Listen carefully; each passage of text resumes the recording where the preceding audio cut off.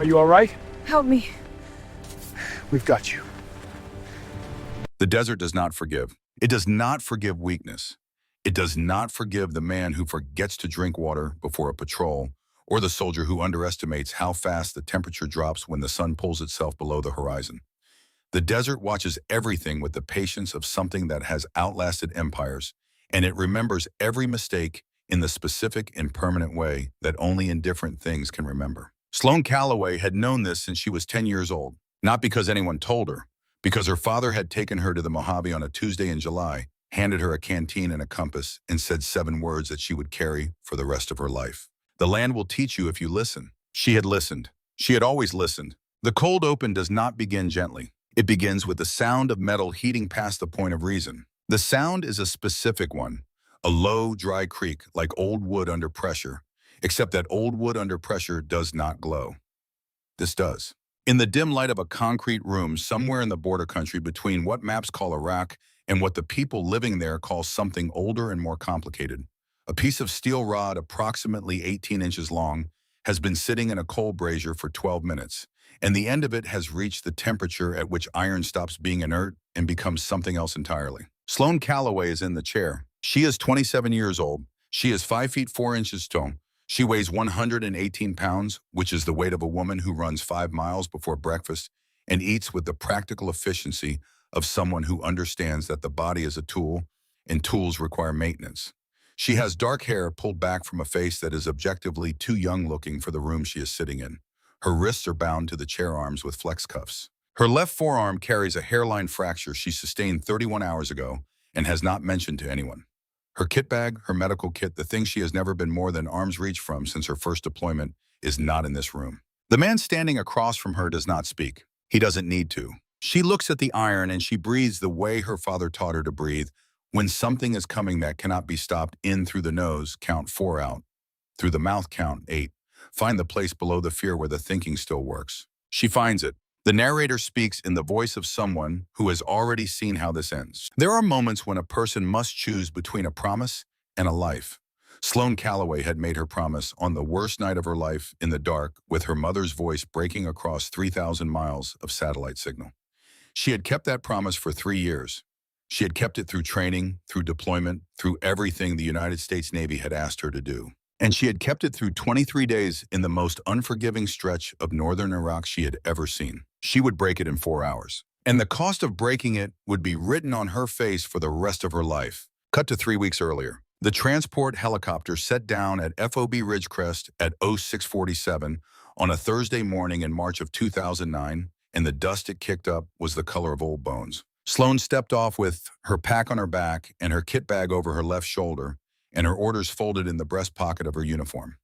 She stood in the rotor wash for a moment with her eyes closed, and she did what her father had always told her to do when entering new terrain. She listened. Diesel engines, a generator running somewhere to the east, boot heels on packed dirt, someone shouting a grid coordinate into a radio, the distant sound of something rolling in from the North Artillery or thunder indistinguishable at this distance, the smell of burnt plastic and unwashed men, and something that might have been coffee if you were willing to be generous. She opened her eyes. FOB Ridgecrest was not beautiful. It was not meant to be. It was a collection of prefabricated structures and reinforced bunkers arranged with pure tactical logic inside a perimeter of HESCO barriers and concertina wires sitting on a plateau in the Nanawa Governorate like a clenched fist. The mountains to the north were the color of ash. The sky above them was a flat, featureless blue that seemed to go on forever and contain nothing. She picked up her bag and walked toward the operations building. She ran 5 miles every morning. This was not a requirement. The base had its own PT schedule, its own formation, runs its own physical standards that were high by any civilian measure and considered baseline by the people she was working alongside. She ran her 5 miles before the formation runs in the dark in the 40-minute window between when she woke up and when the first organized activities of the day began. She had been doing this since she was 16 years old. Her father had started her on the habit, not by prescribing it, not by making it a rule, but by doing it himself every morning, without variation on deployment and at home, and on the rare occasions when the two of them were in the same place with access to the same training space. She had started running with him when she was 12, walking first, then jogging, then running, until by the time she was 16, the morning run had become as automatic as breathing and its absence had become the thing that required conscious choice rather than its presence. She ran alone. She had run alone since 2006. On the first morning at FOB Ridgecrest, she ran the perimeter twice and then the access road east for a mile and back, which gave her enough terrain to run on without leaving the wire. The sky was just starting to separate itself from the dark when she finished the horizon line to the east, becoming distinct from the sky above it, which was still the deep, specific dark of the Ninawa Plateau before the sun got there to complicate things. She stood at the eastern wire for a moment and looked at the horizon. She thought about her father. She thought about mornings at Camp Pendleton when she had been allowed to stay with him for a week during school breaks, and they had run the base trails before the units were up.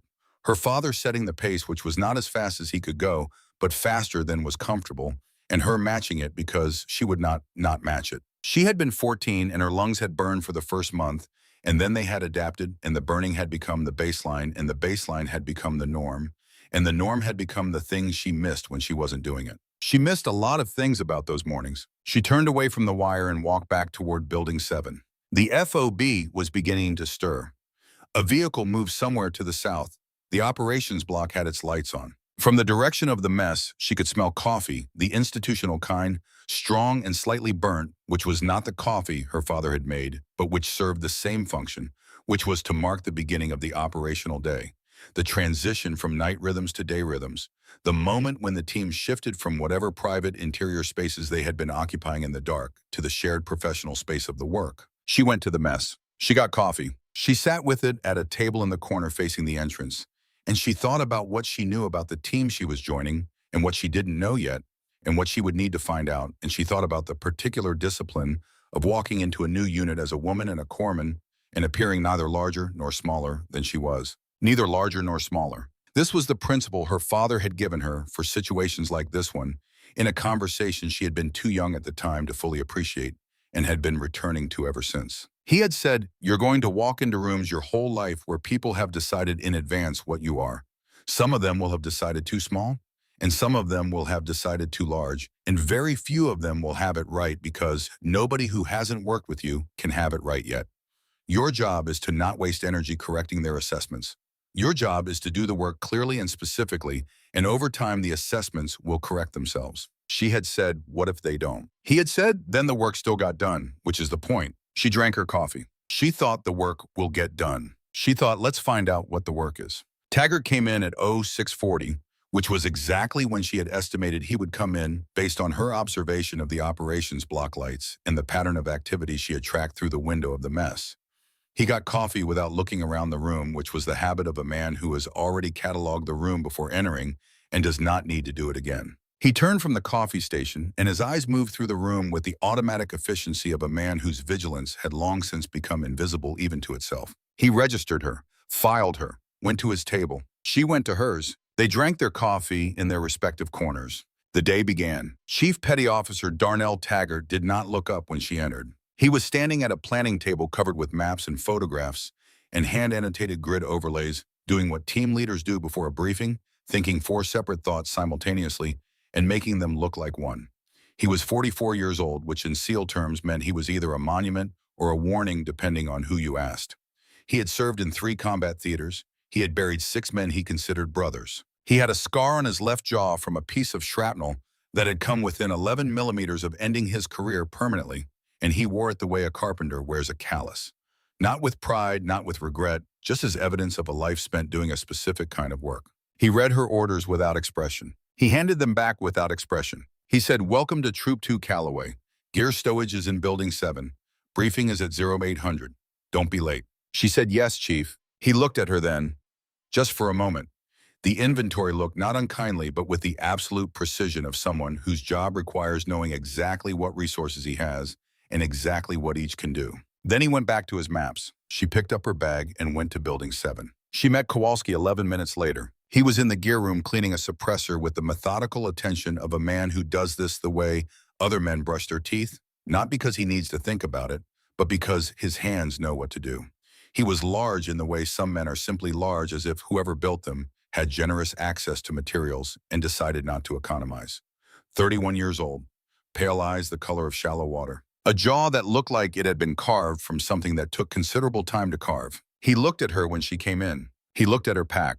He looked at her kit bag. He looked at her 5'4", 118 pounds of face that was by any reasonable assessment too young and too unguarded for the room she was standing in. He didn't say anything for a moment. Then you're the new doc. Petty Officer Calloway, yeah. He set the suppressor down. He looked at her with the expression of a man about to say something he considers a practical observation, rather than a personal comment. The particular look of a man who is about to say something that will land like a personal comment, regardless. You know what my ruck weighs, he said. I don't. 64 pounds, loaded, without the radio. A pause. What do you weigh? She held his gaze. Enough, she said. He picked up the suppressor and went back to cleaning it. Not dismissively, just with the air of a man who has asked a question and received an answer and is now filing that answer away for later assessment. She found her bunk and stowed her gear. She did not spend time thinking about Kowalski. She had met men like him before, not bad men, not cruel men, but men who had built their trust like a fortification brick by brick with earned evidence as mortar. You didn't argue your way past that kind of wall. You demonstrated your way through it. Her father had told her that. Don't explain, show. She would show them. She spent the first afternoon alone with the logistics of arrival. There was more to this than it sounded. Arriving at a new unit was, in her experience, a form of negotiation, not a verbal negotiation, not a negotiation of terms, but the wordless negotiation that happens when a new element is introduced into a system that has already achieved its equilibrium. Every team had its equilibrium. Every team had its rituals and its hierarchies and its unspoken agreements about who held what position and what that position meant. Arriving was always a disruption, and the question was never whether you would disrupt, but how you would disrupt, and whether the disruption would eventually be absorbed as an improvement or extruded as an irritant. She was realistic about her position. She was female in an almost entirely male environment. She was small in an environment that valued size and physical capacity not irrationally, but because the work sometimes required carrying heavy things for long distances and extracting injured men from positions that were trying very hard to prevent extraction. She was young-looking in an environment that valued weathered experience. She was a corpsman in an environment that classified corpsmen as important but secondary, the people who kept operators alive rather than the operators themselves. All of these things were real. None of them were arguments against her. They were simply the conditions she was working within. Her father had taught her to identify the conditions accurately before acting, not to be discouraged by unfavorable conditions, but to understand them clearly because clear understanding was the prerequisite for effective navigation. She understood the conditions. She stowed her gear in the systematic way she stowed gear everywhere. Each item in the same relative position, each accessible in the same sequence.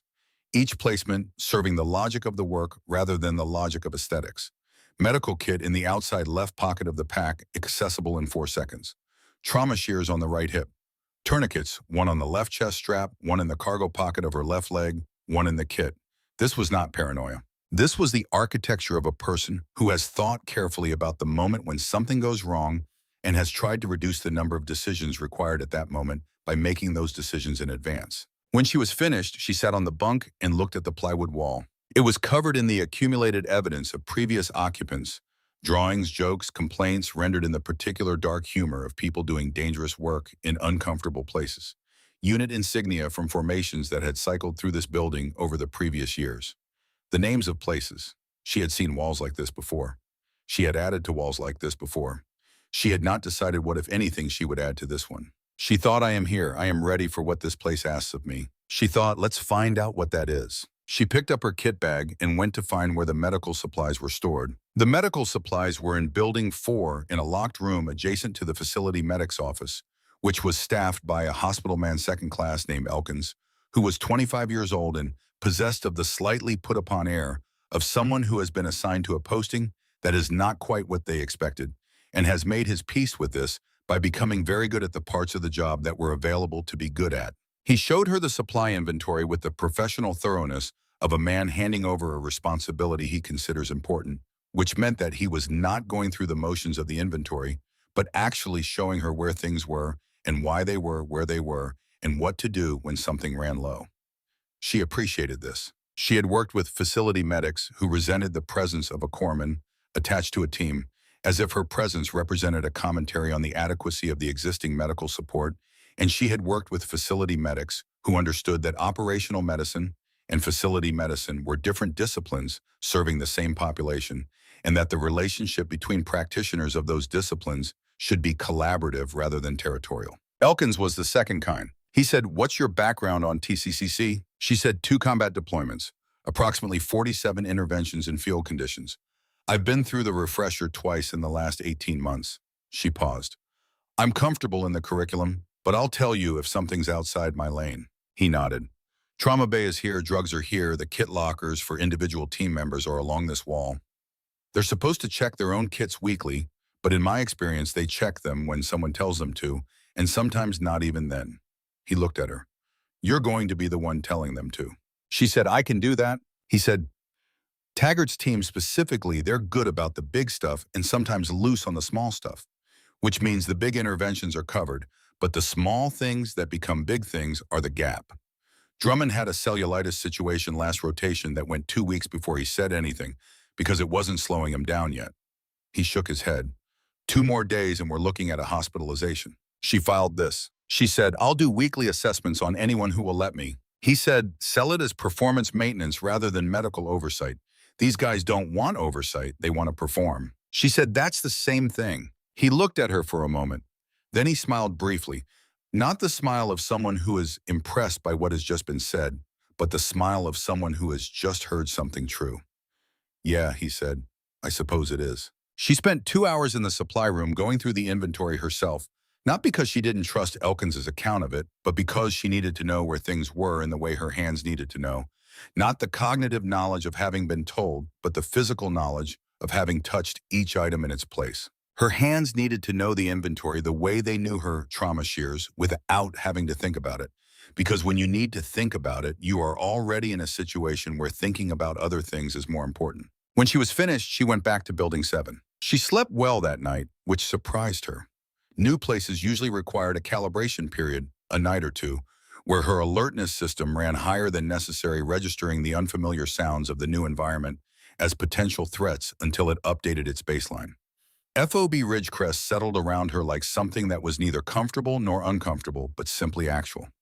She had been in enough of these places that the actuality of them had its own form of familiarity. She slept until 5:30. She ran, she ate, she went to the briefing. She was ready. The briefing at 800 introduced her to the rest of Troop 2. 7 men in the room, not counting Taggart.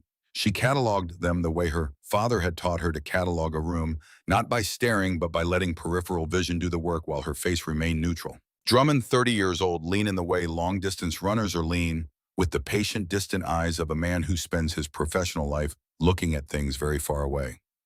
The team's designated marksman. He sat slightly apart from the others without appearing to notice he was doing it. A habit of the sniper, the trained preference for a clear sight line in every direction. Decker 28, shorter than the others, with the compact build of someone who had decided at some point that what he had was sufficient. He had a photograph taped to the inside of his notebook, a golden retriever, mid-leap, caught in the moment before landing. His gear was meticulous. He had the organized precision of a man who doesn't trust luck. And then there was Senior Chief Elliot Greer. He was 49 years old and had the quality rare in any context of being precisely as large as he needed to be, and no larger. Not small, not large, present with an interior density that didn't announce itself. His hair was gray at the temples, and his face had the particular weathered quality that comes from many years of squinting into distances that most people never have cause to examine. He had served with Marine Recon before transitioning to support roles with Naval Special Warfare, and he wore that history the way he wore everything else without comment as a fact about himself that existed whether or not anyone acknowledged it. He looked at Sloan once during the briefing. It was a brief look, not the inventory look that Taggart had given her, not the skeptical assessment that still lived in Kowalski's pale eyes. Something different. A look of recognition, precise, contained, and quickly returned to neutral. She noted it. She didn't know what it meant yet. The first patrol went out 2 days after her arrival. A reconnaissance element, 4 men and Sloan moving through a village complex 12 kilometers northwest of the FOB to establish observation posts and document the movement patterns of a local network that intelligence suggested was facilitating weapons shipments across the Syrian border. Standard work, nothing spectacular. The temperature was 41 degrees Celsius by 1100 hours. She walked third into the column, which was where the medic walked far enough back for a wide view of the team, close enough to reach any of them in under 4 seconds. She monitored without appearing to monitor. This was the medic's art, to see everything without making the people you're seeing feel watched. Men who feel watched become self-conscious. Men who become self-conscious make mistakes. She watched Decker. She had been watching him since they left the wire because something in how he was moving had been sitting wrong in the back of her mind for the first 3 kilometers. He was slightly behind his usual pace. His responses to radio checks were fractionally slower than yesterday's route rehearsal. His movements had the quality of someone pushing through invisible resistance, not limping, not obviously impaired, just working slightly harder than the terrain required. At the 11:30 rest halt, she positioned herself next to him in the shade of a crumbling wall. "When did you stop sweating?" she said quietly. He looked at her. "What? Your shirt." She kept her voice below the ambient sound. "You were sweating through it an hour ago. You're not sweating now." He looked down at himself, then back at her with the expression of a man who has just realized something has been wrong for a while and he simply hasn't been paying close enough attention to notice. "I don't know," he said. "How's your vision?" A pause. "Little fuzzy." "Headache." "Yeah, figured it was the sun." "Nausea." He didn't answer. His silence was its own answer. She moved smoothly without drama because drama in the field creates anxiety, and anxiety degrades performance. She got his canteen. She got her kit. She checked his pulse, rapid and weak, not dangerously so, but a clear signature. She had him rehydrating before anyone else in the patrol fully registered what was happening. Taggart moved over and crouched. He looked at Decker with the expression of a man recalculating. "Heat exhaustion," Sloan said before he could ask. "Not stroke, we caught it before that. He needs fluids and shade for the next 20 minutes, then he can move." Slowly. Taggart looked at Decker. He looked at Sloan. He didn't say anything. He stood and went back to his position at the head of the element. 20 minutes later, Decker was on his feet and functional. The patrol completed its objective. Everyone came back inside the wire. That evening, Kowalski was quiet in a way that was qualitatively different from his usual quiet. Less skeptical, more provisional, as if he had updated a single entry in a ledger that was otherwise still very much open for further additions. She noticed. She didn't comment. Senior Chief Greer came to her that evening. He came after chow after the debrief in the hour when the FOB settled into its nighttime rhythms, generators humming, radio operators cycling through frequencies, a helicopter transiting south. He found her sitting outside Building 7 with her back against the wall and her kit bag open across her knees, taking inventory with the systematic attention of someone who has learned that you do not wait until you need something to discover you're running low. He sat down beside her. Not close, just in the vicinity. He didn't say anything for a while. She had learned over the course of her 27 years that there are people who use silence as avoidance and people who use silence as approach. Greer was the second kind. His silence had a direction to it. He reached into his breast pocket and took out a photograph. He held it where she could see it without presenting it to her, just holding it at the level of something being shown rather than offered. She looked. 2 men, younger than she had ever seen either of them, which was strange because she had only ever known one of them at all, and that one often only as an older man. Standing in desert terrain that was not Iraq, different color to the rock, different slope to the hills. Both in marine utility uniforms without patches. Both squinting against a sun that was clearly not interested in making photography easy. The man on the left she didn't recognize. The man on the right she recognized so immediately and so completely that her hands stopped moving over her kit. Her father, James Calloway, Gunnery Sergeant, United States Marine Corps, Force Recon. She could tell his age in this photograph by the way he was standing, the particular quality of his stillness, which was the stillness of a man who has learned to be still in the presence of distances and to find them interesting rather than threatening.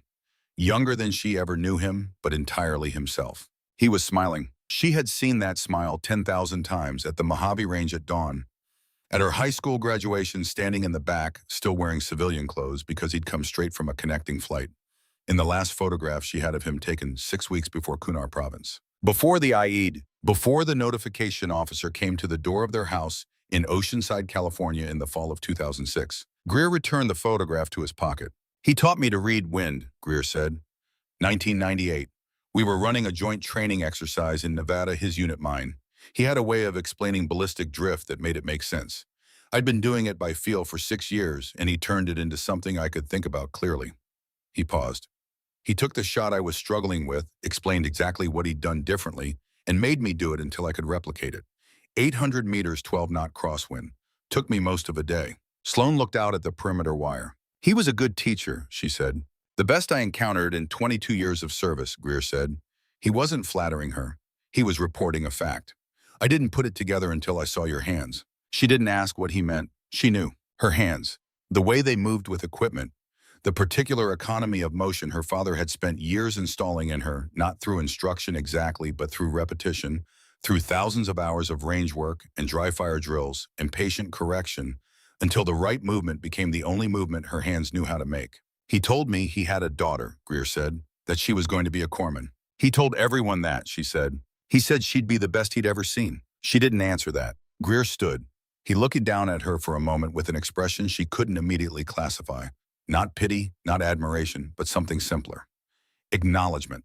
The look of a man who has recognized something and sees no reason to pretend otherwise. Get some sleep, Calloway, he said. Taggart's got something planned for the week. He walked away. She sat for a long time with her kit bag on her knees, not taking inventory anymore. Just sitting, watching the generators run. She thought about a phone call, a satellite phone, a bad connection, her mother's voice breaking across 3,000 miles. The worst night of her life, not only because she had lost her father, but because the loss had been so clean and so final, and so without warning that there had been nothing to brace against. He was there, and then he was not there. Her mother had said, "Promise me you'll save lives, not take them." She had said, "I promise." She had meant it. She still meant it. She put her kit bag over her shoulder and went inside. The second patrol introduced her to the observation work. The Nanawa Governorate in March of 2009 was a complicated place. The Iraq War had officially entered what the Army was calling its transition phase, American forces increasingly handing security responsibilities to Iraqi security forces, while simultaneously conducting operations that required the specific skills of people like Taggart and Kowalski and Greer. Operations that required people who could move at night, move quietly, and do precise things to precise targets without generating the kind of aftermath that complicated international relationships. This created a particular tempo. Long stretches of preparation and reconnaissance punctuated by periods of intense and compressed action. The waiting was its own kind of pressure, not the dramatic pressure of the firefight, but the slow, cumulative pressure of sustained readiness, of being asked to remain sharp over days and weeks when nothing was happening and everything was potentially about to. On the fifth day during a route clearance patrol east of a town called Talafar, she noticed the way a group of young men near a market stall stopped talking when the patrol passed. Not the normal cessation that comes from strangers walking by, but the specific stopping of men who have agreed in advance to stop talking when a specific thing occurs. She noted the position of a white pickup truck she had seen in two different locations during the same patrol. She registered unusual foot traffic near a particular building on the northern edge of the market. She wrote it down. Grid coordinates times observations. Specific, detailed, without interpretation. She gave her notes to Taggart that evening. He read them without expression. The next day, the intelligence officer attached to the FOB came to find her. "How long have you been tracking this?" he said. "Since we went past on the 5th, 4 days. He looked at her notes again. "This is good work." "Thank you, sir." He took her notes with him. 3 days later, Taggart called her into the operations room. He stood with Greer and Kowalski around the planning table. Kowalski was reading her notes with the expression of a man who keeps encountering something unexpected. Taggart said, "The intelligence from your observations tied into an existing thread they were running on a facilitation network. They're moving up a planned interdiction because of it." She nodded. Kowalski set down her notes. He looked at her with the expression of a man revising an entry in a ledger carefully without fanfare because accurate records matter more than dramatic gestures. He said nothing. That was fine. She was not doing this for his commentary. The foreshadowing happened on an afternoon in the second week, and only one person saw it. The patrol had halted for a noon rest in the shade of a crumbling agricultural building. The team was eating, drinking, checking equipment. The standard activities of a patrol at rest, the kind of time when the body relaxes fractionally while the professional part of the brain stays at its post. Sloan was cleaning her trauma shears when she heard it. A vehicle, moving across the open terrain to the northwest approximately 800 meters out. She registered it automatically, the sound, the direction, the speed. Her eyes found it without effort. A white pickup truck moving parallel to their position. 2 occupants, rear bed empty. Nothing actionable. Nothing that warranted a report. Just a vehicle at distance doing what vehicles in this terrain do. But her eyes stayed on it, and her right hand, the one holding the trauma shears, stopped moving. Just for a moment. Just for the duration of a single breath. Her fingers made a small adjustment, the infinitesimal unconscious repositioning that a hand makes when the body it belongs to is orienting itself towards something, and the hand knows what it would need to do next without being asked, because it has done that thing 10,000 times before, and the muscle memory is deeper than conscious thought. Then the vehicle crested a rise and disappeared. Her hand went back to work. She did not register that she had done it. But Greer had been watching. He sat 6 feet away, canteen halfway to his mouth, and he had seen the pause. He had seen the hand. He had seen the specific quality of attention she had directed at that vehicle, not the alert attention of a soldier monitoring a threat, but the settling attention of a shooter acquiring something at distance. The particular stillness that descends on a person who has spent enough time behind a scope that their body prepares automatically. He lowered his canteen. He looked at the horizon where the truck had gone. He looked back at Sloan, who was cleaning her trauma shears with perfect professional attention and appeared to have forgotten the last 30 seconds entirely. He said nothing. He filed it. At the end of the second week, a box arrived. It came via the mail distribution that ran through the FOB twice a week, a wooden box approximately the size of a shoebox wrapped in brown paper addressed to Sloan in her mother's precise and slightly formal handwriting. She carried it to her bunk. She sat with it on her knees for a while before she opened it. Inside, wrapped in a piece of flannel cloth that smelled like her father's workshop, was a notebook. Small olive drab, the kind that military surplus stores sell by the dozen. The cover was worn and slightly curved from having spent time in a breast pocket. The edges of the pages were soft from handling. She opened it, her father's handwriting, smaller than her mother's, tighter with the compressed efficiency of a man accustomed to writing useful things in small spaces. Ballistic data, range calculations, wind tables, diagrams of shooting positions annotated with corrections and observations. Notes on trigger control, on breath management, on the physiology of the heartbeat, and how it creates movement in the barrel if you don't account for it. She had seen this notebook before. He had used it at the range when she was a girl.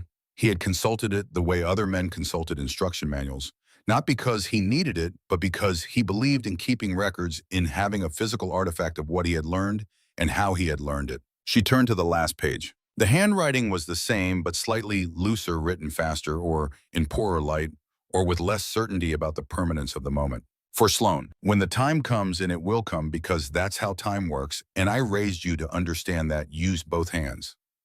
The ones that heal and the ones that protect. They are not opposites.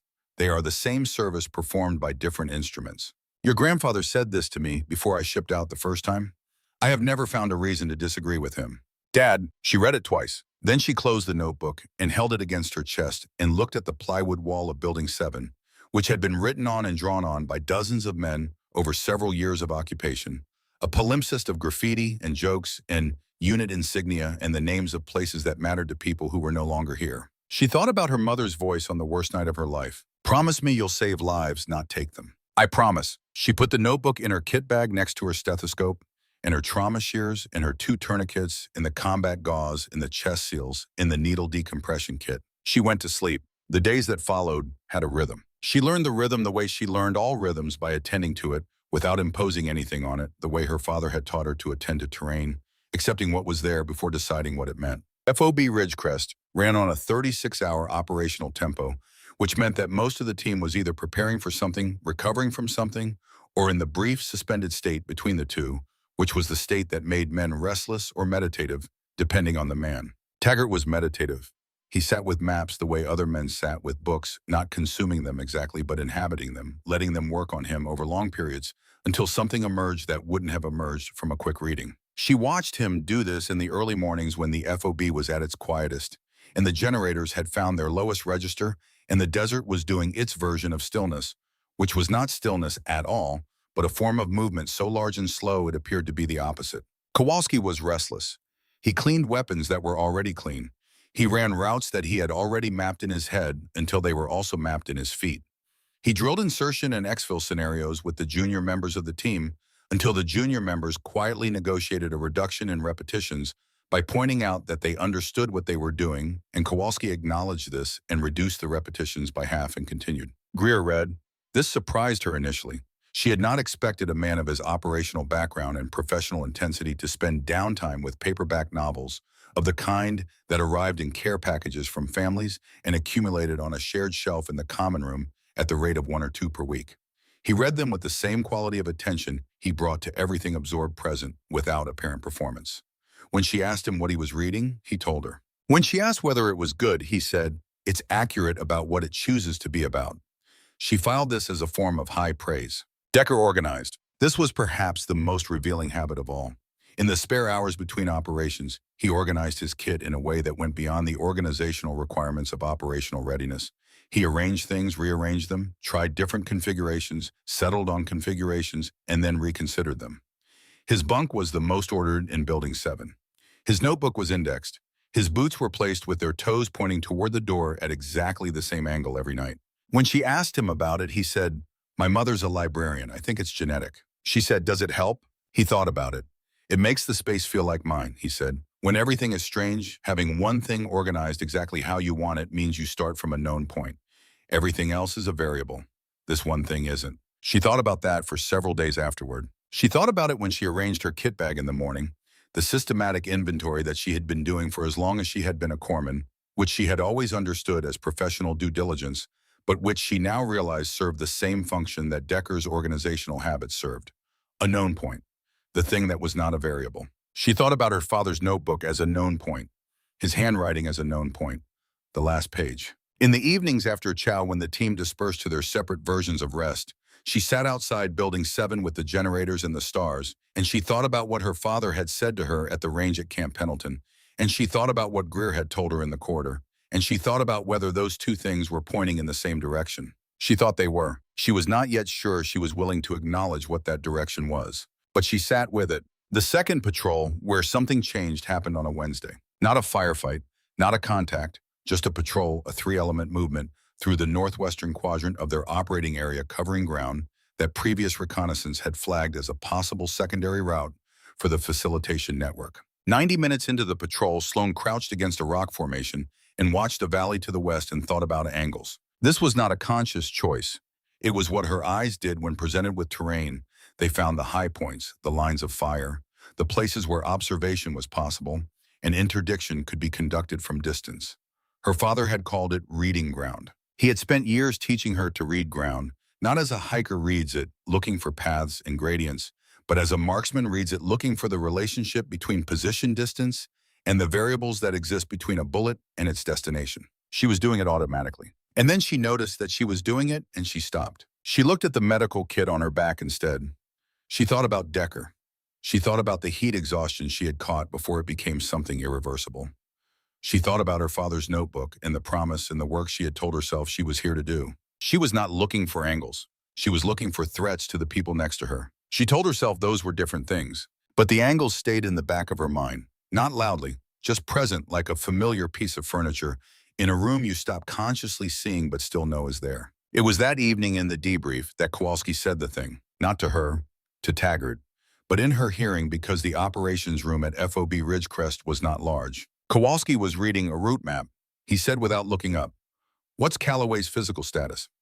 If we need to extract an injured man at contact weight in this terrain." "She handled Decker last week," Taggart said. "That was medical. That's not the same as extract." Taggart looked up. He considered several responses and selected the most useful one. "I know what her file says, Kowalski." "Files say a lot of things." "Yeah," Taggart said, "they do." End of conversation. Kowalski went back to his map. Sloan, sitting against the far wall, going over her sit-rep notes, kept her eyes on her paper. Her jaw was set, not in anger, in the particular stillness that comes from deciding at some point that certain conversations are not worth having, and that the only reply worth making is the one made in action. She was not angry at Kowalski. She had met this version of this conversation many times. Men who had been doing difficult things for a long time in environments that required absolute reliability from everyone around them developed a particular relationship with doubt. They didn't waste it, and they didn't perform it. When Kowalski wondered whether she could extract a casualty at contact weight in mountainous terrain, he wasn't being hostile. He was being what he was, a professional with serious stakes and a finite tolerance for unvalidated assumptions. She understood that. He was just going to be wrong about the conclusion. The Mosul operation was briefed 3 days later. They were going to a neighborhood on the northwestern edge of the city, a transitional zone where a specific individual connected to the facilitation network, her observations had helped identify, was believed to be coordinating the final stages of a weapons shipment. The operation was scheduled for the following week. Before the briefing ended, Taggart said, "Calloway, your primary medical for the element. Drummond is sniper support. Greer is my second. Kowalski and Decker are assault." She said, "Yes, Chief." She did not look at Kowalski. He did not look at her. That night, she sat outside Building 7 again in the hour after chow. The sky above northern Iraq in March was extraordinary. in a way that civilian Iraq probably never got credit for, a darkness so complete and so uncontaminated by artificial light that the stars were present in their actual numbers, which were staggering, which were enough to make a person feel the specific smallness that an honest encounter with astronomical scale produces. She sat with her father's notebook on her knees, not reading it, just holding it. She thought about the last real conversation she had had with him. Not the phone call, not the last words between them, which had been logistical brief. She meant the last real conversation. The one at the range at Camp Pendleton, 18 months before Kunar Province, sitting on the tailgate of his truck eating sandwiches her mother had packed, talking about things that mattered. He had said, "The skill doesn't belong to the weapon it was built for. It belongs to you. You carry it wherever you go. You decide what it's for." She had said, "What if I decide it's not for shooting?" He had looked at her, not with disappointment, not with the particular masculine hurt of a father whose child has rejected a legacy, with attention, full present attention, the kind he always gave to things that deserved it. He had said, "That's your right, but don't decide out of fear. Decide because it's true. Those are different decisions and they lead to different lives." She had nodded. She had not known then that she had 18 months left with him. She looked up at the stars. Somewhere in the operations building behind her, Taggart was working through the Mosul planning with Greer. Kowalski was probably cleaning his rifle. Decker was probably looking at the photograph of his dog.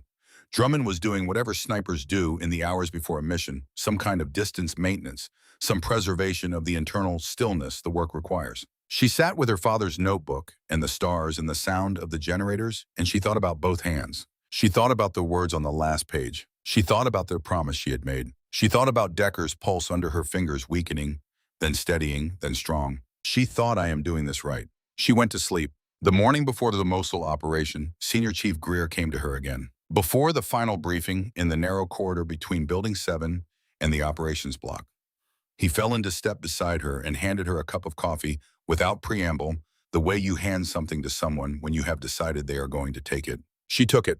They walked. He said, "Drummond is your backup if you need one." She said, "I know." "He's good," Greer said. "Not exceptional. Good. There's a difference." She understood he was not talking about Drummond. She said, "Senior Chief, I'm the medical element. That's the job."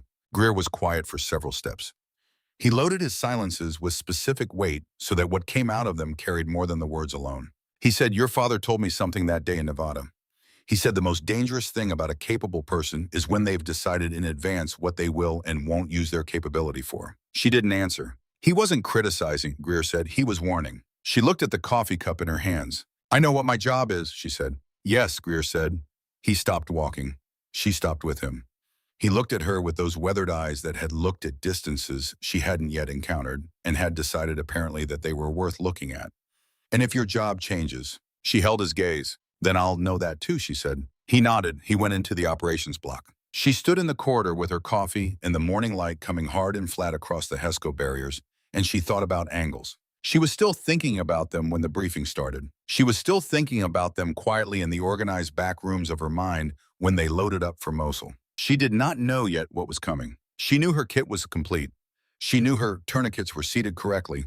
She knew that Drummond would be in overwatch position before the assault element moved, and that Taggart would lead, and that her job was to be the difference between the people around her living or not living when the variables that nobody could account for made themselves known. She also knew in the part of her mind she didn't discuss and hadn't discussed with anyone except Greer, and with Greer only obliquely, that her right hand still remembered, that the muscle memory was still there, that her father's notebook was in her kit bag, that the last page said use both hands. The vehicles rolled out of Faux Bridge Crest at 02:30 on a Thursday morning in April of 2009, and the desert received them without welcome and without hostility, simply as the fact of their presence, one more movement across its ancient, impatient surface. The stars were extraordinary. Sloan Calloway looked up at them through the vehicle's small rear window and breathed. She was right now exactly what she had promised to be. What she would be in 4 hours that was still being decided. By her, by the city ahead, by the particular and merciless logic of events that nobody plans but everybody eventually has to navigate.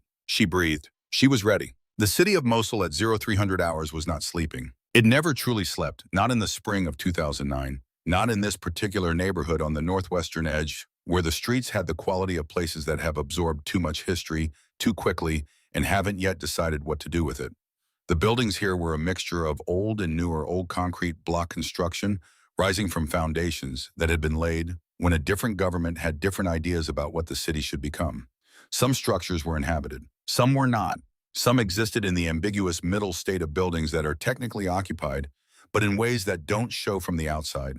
No lights, no sound, just the evidence of habitation, readable in small details that you had to know how to look for. Taggart knew how to look for them. So did Sloan. The vehicles had staged 2 kilometers out in the yard of a compound whose owner had made certain arrangements with certain people that allowed American forces to operate from his property on the understanding that everyone involved would behave as if this arrangement did not exist. The final approach was on foot 500 meters through back streets that Greer had walked twice in daylight over the previous week in civilian clothes, mapping the route with the patient attention of a man who understands that the difference between a successful infiltration and a catastrophic one is frequently the presence or absence of a single piece of accurate information about a single piece of unremarkable terrain. They moved in 2 elements. Taggart, Kowalski, and Decker were the assault element. Their job was the target at building a 3-story structure on the north side of a small square that intelligence had identified as the coordination point for the weapons shipment. Drummond, Greer, and Sloan were the support element. Drummond to an overwatch position on a roof 200 meters to the southeast, Greer to a secondary position covering the approach route, Sloan to a covered position in a doorway 60 meters from the target building. Her job close enough to reach any member of the assault element within 90 seconds, far enough from the primary action to maintain operational freedom. The plan had been briefed 3 times. Everyone knew it. Everyone knew their contingencies. Everyone knew the signal for abort, the signal for compromise, the signal for medical emergency.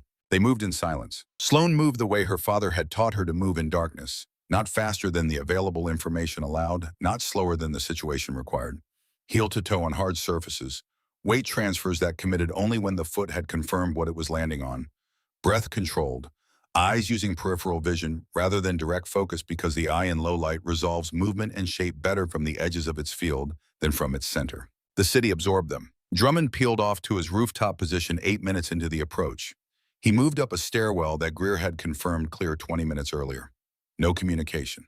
Just a hand signal, and then he was gone, folded into the darkness above. Greer positioned at the mouth of an alley that covered the western approach to the square. He settled into the shadow of a doorframe with the quality of a man who has been doing this for 30 years and whose stillness has become natural state rather than effort. Sloan found her doorway, 60 meters, clear line of sight to the target building's entrance. She could see the southeast corner of the square and most of the northern side. Her kit was positioned for immediate access. She checked her pulse. 68, acceptable. She waited. The assault element moved into the square. The first 6 minutes went exactly as planned, which in Sloan's experience meant that the next 6 minutes were unlikely to. She heard Taggart's voice in her earpiece low-clip the compressed language of a professional doing his job in conditions that don't allow elaboration. Entry, then first floor clear, then 37 seconds of silence that had its own texture, its own information content telling her things about what was happening inside that building without telling her anything specific. Then second floor contact, and then everything changed. The shot came from the northeast. Not from inside the target building, from outside, from above, from a position that the pre-mission reconnaissance had either not identified or had identified as low probability. A single shot suppressed but not silent, a sound like a book dropped from a significant height, flat and final, and carrying with it the specific authority of a large caliber round. In her earpiece, Drummond is down. The words hit her the way words delivered in that tone always hit her. Not with surprise, because surprise was a luxury the circumstances didn't offer, but with the immediate physical reorientation of a person whose situation has just changed and whose body is already responding before the mind has finished processing the information. Drummond down. Overwatch compromised. The assault element was inside the target building 2 floors up with a hostile sniper operating from an unidentified position to the northeast. The northeastern quadrant, the roof line, the upper story windows, the angles that Drummond had been positioned to neutralize was now open. She was already moving toward Drummond's position. She found him on the roof 45 seconds later. He was conscious. The round had hit his left shoulder a through and through that had broken the clavicle and done significant damage to the surrounding tissue, but had by some mercy missed the subclavian artery. He was losing blood. Not at a catastrophic rate, at a serious and time-sensitive rate. She knelt beside him, both hands moving, left hand assessing the entry wound, while her right hand was already reaching into her kit for combat gauze and a pressure dressing. He looked at her with the unfocused concentration of a man experiencing significant pain who has decided to direct his available cognitive resources toward remaining conscious. Sniper, he said. I know. Northeast. Probably the roof of the barricade. Don't talk, she said. Breathe. She packed the wound. He made a sound that was controlled and brief, the sound of a man who has decided how much of his pain he is willing to show, which in this case was very little. She applied the pressure dressing with the speed of a practiced motion that does not require her to look at what her hand is doing because her hand already knows. In her earpiece, we need overwatch. We are taking fire from northeast elevation. Calloway, do you have a shooter? Taggart's voice, flat, professional, asking the question that needed to be asked because the situation required it and because he had whatever he had available and needed to know what that was. She looked at Drummond, his rifle an M24 standard sniper configuration bipod extended scope, adjusted for the elevation of the rooftop position, was lying 2 feet from where she knelt. He had set it down when the round hit him. It was operational. It was pointed in roughly the right direction. She looked at it for what was probably half a second and felt like considerably longer. She thought about her mother's voice. She thought about the last page of the notebook. She thought about Taggart's voice in her earpiece, which was the voice of a man managing a deteriorating situation with the tools available to him, asking a question that required an answer right now. She said, "Give me 30 seconds." She secured Drummond's dressing. She confirmed his airway was clear. She confirmed the bleeding was controlled, not stopped, but controlled within the range a man in his condition could manage for the next several minutes without immediate intervention. She checked his pulse, rapid but consistent. "Stay still," she said. "I mean completely still. Any movement and this dressing shifts." He looked at her. His eyes were clearer than they had been 30 seconds ago, the shock settling into something more manageable. A man accessing his training. "Copy," he said. She picked up the rifle. The muscle memory was instantaneous and complete. There was no transition, no moment of adjustment, no gap between her hands closing around the stock and her body knowing what to do next. Her father had described it this way once, and she had not fully understood it until this moment. It was like fluency in a language you learned before you understood what language was.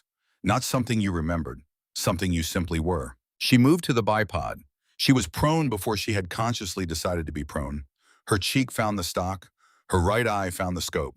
The world through the scope had its own geography, compressed, clarified, divided into the relevant and irrelevant, with a precision that ordinary vision doesn't provide. The northeastern roofline. The positions that offered elevation and concealment and a line of fire to the target building. She found him in 4 seconds. A man, prone on a rooftop approximately 740 meters out. He had repositioned after the shot on Drummond, moved laterally, found new cover, was in the process of reacquiring a target. She could see the suppressor on his rifle and the way his shoulders were set and the slight movement of adjustment that a man makes when settling in for a second shot. She had been in this position before, not in combat. At ranges at dawn, with her father standing behind her and his voice patient and specific in her ear, talking her through the variables. Wind, temperature, distance. The arc of the bullet's flight, which is not a straight line from barrel to target, but a curve subject to the same physical forces that govern everything else in the world. She read the wind from the movement of a piece of cloth, a shirt hanging from a line on a building to her left, moving at an angle that told her direction and approximate speed. 8 knots. Cross left to right, at 740 meters with this ammunition, this barrel length, this elevation, that crosswind would push around approximately 11 inches to the right at the target. She adjusted. She breathed. In her earpiece, Taggart Calloway report. She did not answer.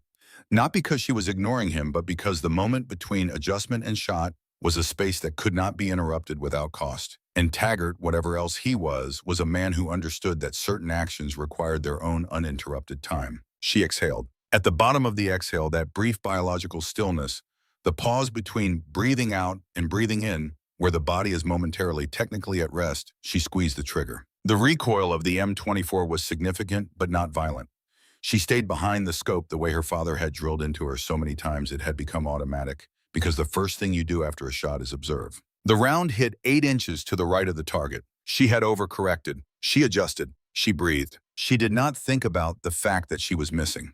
She did not think about the pressure in her earpiece, or the situation in the building across the square, or what Drummond looked like 6 feet behind her, or what her mother's face would look like if she could see this. She thought about the variables. Wind correction, trigger discipline, breath cycle. She fired again. The man on the northeastern rooftop stopped moving. The silence that followed was the particular silence of a situation that has just changed irrevocably, and everyone present knows it, and no one has yet found the words. In her earpiece, nothing for 3 full seconds. Then Taggart, Overwatch secure. Her voice when it came was steady, clear. Northeast position neutralized. Another silence, shorter. Then Kowalski's voice, which she had never heard sound like this. Not the professional flatness of a man doing his job, not the skepticism that had lived in his tone since the first day.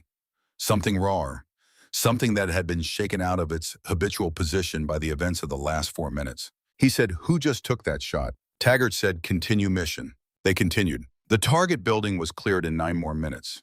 The individual they were looking for was not present, a fact that produced a specific and contained frustration in Taggart that she could read in the way he stood when they reassembled in the square. There was a secondary intelligence gain documents, a communications device, materials that would take time to analyze, but that represented a significant step forward in understanding the network's operational structure. The mission was not a failure. It was something more complicated than failure or success, which was the category most real operations fell into. Drummond was stabilized and ambulatory slowly carefully with Sloan 1 step behind him, but on his feet. The extraction was clean. By 0430, they were back in the vehicles and moving south. Nobody talked. Sloan sat in the vehicle with her kit bag on her knees and her hands in her lap and looked at her hands. They were steady. She didn't know what to make of that. Back at FOB Ridgecrest, Drummond went to the medical facility for further assessment and eventual medevac. Sloan gave her hand off to the facility medic with the precision of someone delivering a report-wound assessment treatment, administered vital signs at last check, estimated blood loss, current status. The team went to debrief. The debrief was thorough and exact, the way Taggart's debriefs always were. He moved through the timeline with the systematic attention of a man who understands that what you do after an operation is as important as what you do during it. He covered entry movement through the building, the contact with hostile personnel on the 2nd floor, the compromise of Overwatch, the resolution of the Overwatch situation, the secondary intelligence gain, and the extraction. When he reached the Overwatch section, he said, Drummond was hit early in the action. Overwatch was reestablished by Petty Officer Calloway from Drummond's position. 2 rounds fired. Target neutralized on 2nd round. This restored fire superiority on the northeastern elevation and allowed the assault element to complete the objective. He said it with the same tone he used to describe everything else.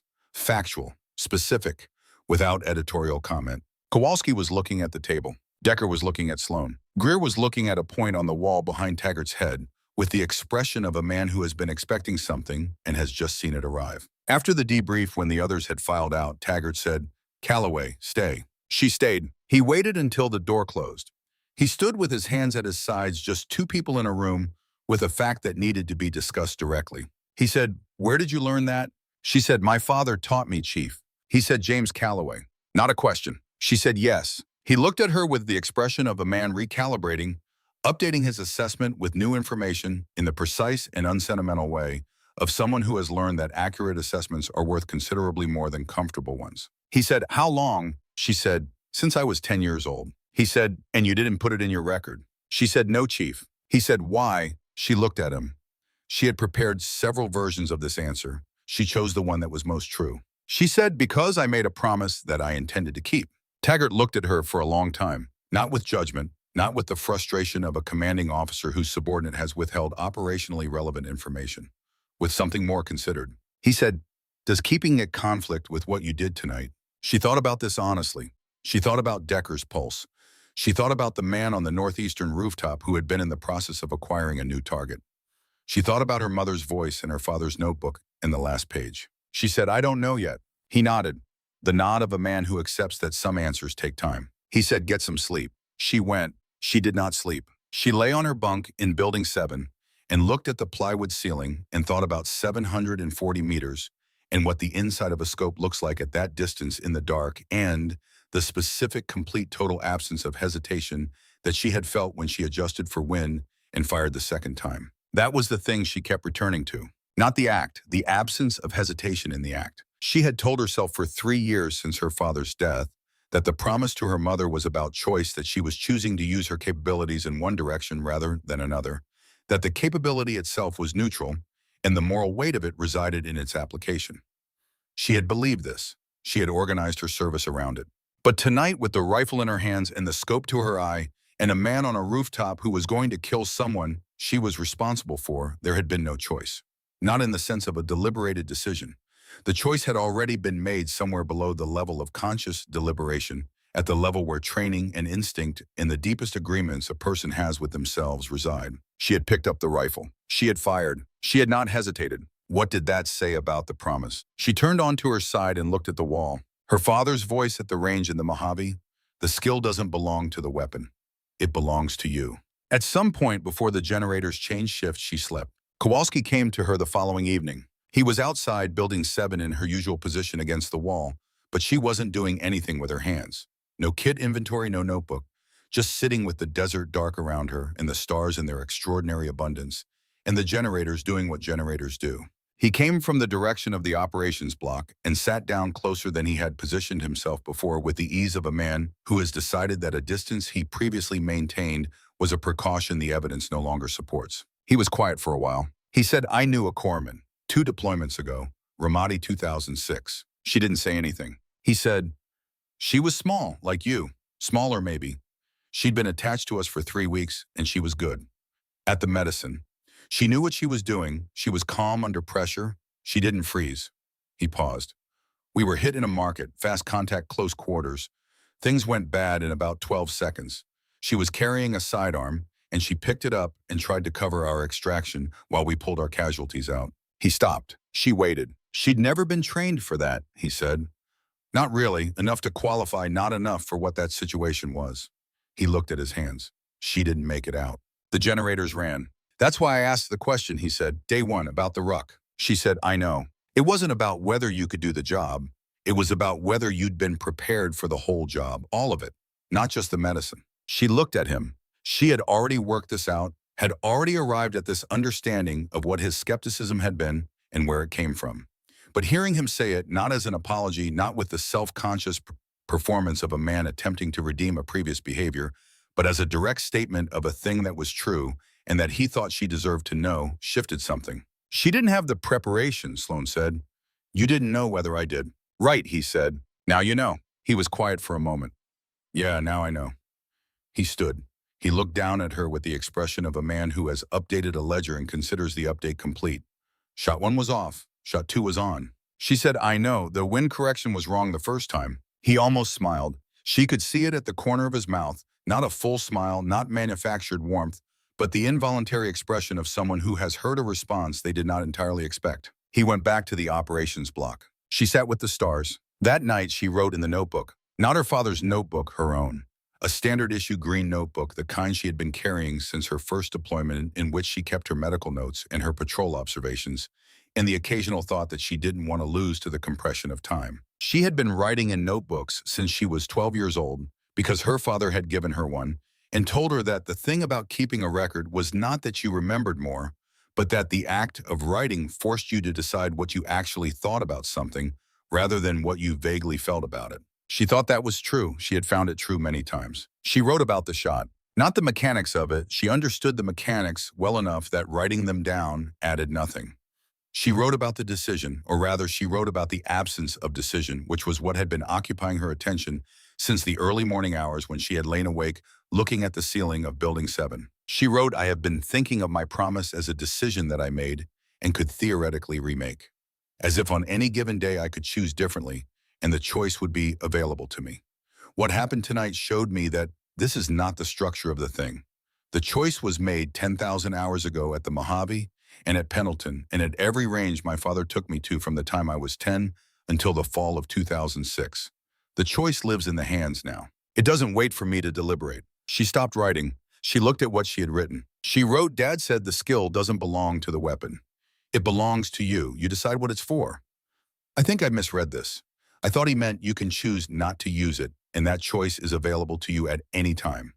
What he actually meant was you carry this capability, and the decision about its application has to be made at a level deeper than the moment. By the time the moment comes, you should already know. She underlined the last sentence. She wrote, "The promise was made at that level." And so was tonight. They don't conflict because they were both made by the same person about the same principle, which is protect the people who can be protected. She closed the notebook. She put it next to her father's notebook in the kit bag. She laid down on her bunk and looked at the ceiling. She thought I know what I am. She thought I just have to decide whether I'm willing to say it out loud. She slept. The next morning, she went to Taggart. She did not make an appointment. She knocked on the door of the operations block at 06:45, which was after morning Pacific time, and before the day's first briefing, which was the window in Taggart's schedule that was unscheduled but not unoccupied, the time he used for the administrative and interpersonal work of running a team that didn't fit neatly into any block on the official calendar. He looked up from his planning table. She said, "I have something to tell you." He said, "Close the door." She closed the door. She stood in front of his table, not at the table, not with a chair between them, but standing because this was the kind of conversation that she wanted to have on her feet. She said, "I have a hairline fracture in my left radius. I sustained it during the Mosul operation. I managed it through the mission, and I should have reported it immediately afterward, and I didn't. I'm reporting it now." He looked at her. She said, "I'm also telling you that what happened on the roof with Drummond's rifle, that was not a one-time event. It's a capability I've had since I was 10 years old. My father trained it. I've maintained it. I have logged range time at every installation I've been posted to, always in my personal time, always off record, because I had made a decision about how I wanted to use my service, and keeping the capability off record was consistent with that decision." She paused. "The decision was the right one for who I was when I made it. I don't know whether it's the right decision now." Taggart was quiet for a long time. He said, "The fracture first. Go to the facility today, get it properly assessed and imaged. Come back with a full medical report." She said, "Yes, Chief." He said, "The capability second." He looked at her with the inventory look, but deeper than before, as if he was going back through everything he had observed in the past 3 weeks and reprocessing it with this new variable installed. "How far back does the training go?" She said, "My father started me at 10. By the time he died in 2006, I had approximately 1,500 hours of documented range time. Since then, I've maintained proficiency independently." He said, "What distances?" She said, "Consistent accuracy to 1,200 meters. I can push to 1,500 under ideal conditions. Beyond that, the variables compound faster than I can compensate." He said, "Last night on the roof, 740. What were your variables?" She said, 8-knot crosswind, left to right, standard temperature and humidity for the area. No elevation difference between my position and the target. Clean sight picture. I missed first round, overcorrected the wind allowance by approximately 11 inches. Adjusted. Second round was on target." He said, "You've been doing observation analysis for Harwick." She said, "Yes." He said, "You read this terrain on every patrol for tactical angles." She said, "Yes." He said, "And you've been doing all of this while performing the medical function." She said, "Yes." He was quiet again. He sat back and looked at the ceiling, for a moment the expression of a man who is processing several things at once and is not bothered by having to take a moment to do it. He said, "I'm going to ask you a question that I want an honest answer to, not a professional one." She said, "All right." He said, "Are you at war with yourself about any of this?" She thought about the notebook, about what she had written the night before, about the decision that had been made 10,000 hours ago, and the decision she had made on the worst night of her life, and the relationship between those two things. She said, I don't think I am anymore." He said, "What changed?" She said, "Last night, the absence of hesitation." She paused. "My father said the skill doesn't belong to the weapon. It belongs to you. You decide what it's for. I spent 3 years deciding it was for one thing. Last night I understood that it's for what it's always been for, which is protecting people. The tools are just different." Taggart was quiet for a long moment. Then he said, "Fracture. Today. Facility. Report back." He picked up his pen. "And Calloway put the capability in your record. I'll countersign it. Whatever the paperwork says, I need it on file." She said, "Yes, Chief." She left. She felt walking out of the operations block into the flat morning light of FOB Ridgecrest, the specific lightness of a person who has been carrying something in secret for long enough that the weight of the secret has become indistinguishable from the weight of the thing itself, and who has just put the secret down. Both weights were still there, but only one of them was hers. 3 days after the Mosul operation, Greer appeared with a wooden box. He carried it under his arm the way you carry something that belongs to someone else with care, but the particular care of someone who understands their custodianship is temporary. He found her after morning chow in the gear room, and he set the box on the bench beside her and said, "Your father gave me this to hold. He said I'd know when." She looked at the box. Olive drab rough wood sealed with a simple latch. Small, the size of a thick, hardcover book. Her father's initials burned into the lid in the way that men of his generation marked things they considered important directly and without decoration. She opened it. Inside, in a piece of the same flannel cloth that her father's notebook had been wrapped in, she recognized the cloth, the color, the weave of it was a letter, handwritten. Several pages in her father's tight, precise penmanship.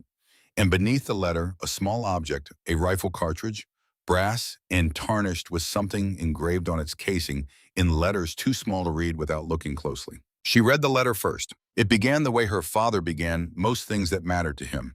Not with preamble, not with explanation, but with the fact at the center. Sloan, if Elliot is giving you this, then something has happened that I wanted to prepare you for, but couldn't figure out how to do face-to-face. Your mother and I are not alike in many ways, but we are alike in this. We both love you in the way that makes hard conversations harder to have. So I'm writing it instead. The skill I taught you is not about shooting. I need you to understand that. I have spent 22 years in this work, and the most important thing I learned is not ballistic calculation or wind reading or trigger discipline. It's this: the skill is about responsibility. It's about the decision to accept the weight of what capability means. When you can do a thing, a serious thing, a thing with consequences, you are accountable for whether you use it, whether you don't use it, and whether you know the difference. Your mother is going to ask you to make a promise. I know this because I know your mother, and I know how she thinks about the things that frighten her, and the thing that frightens her most is that you will end up in the same places I've been, and she will be alone in a way she can't prepare for.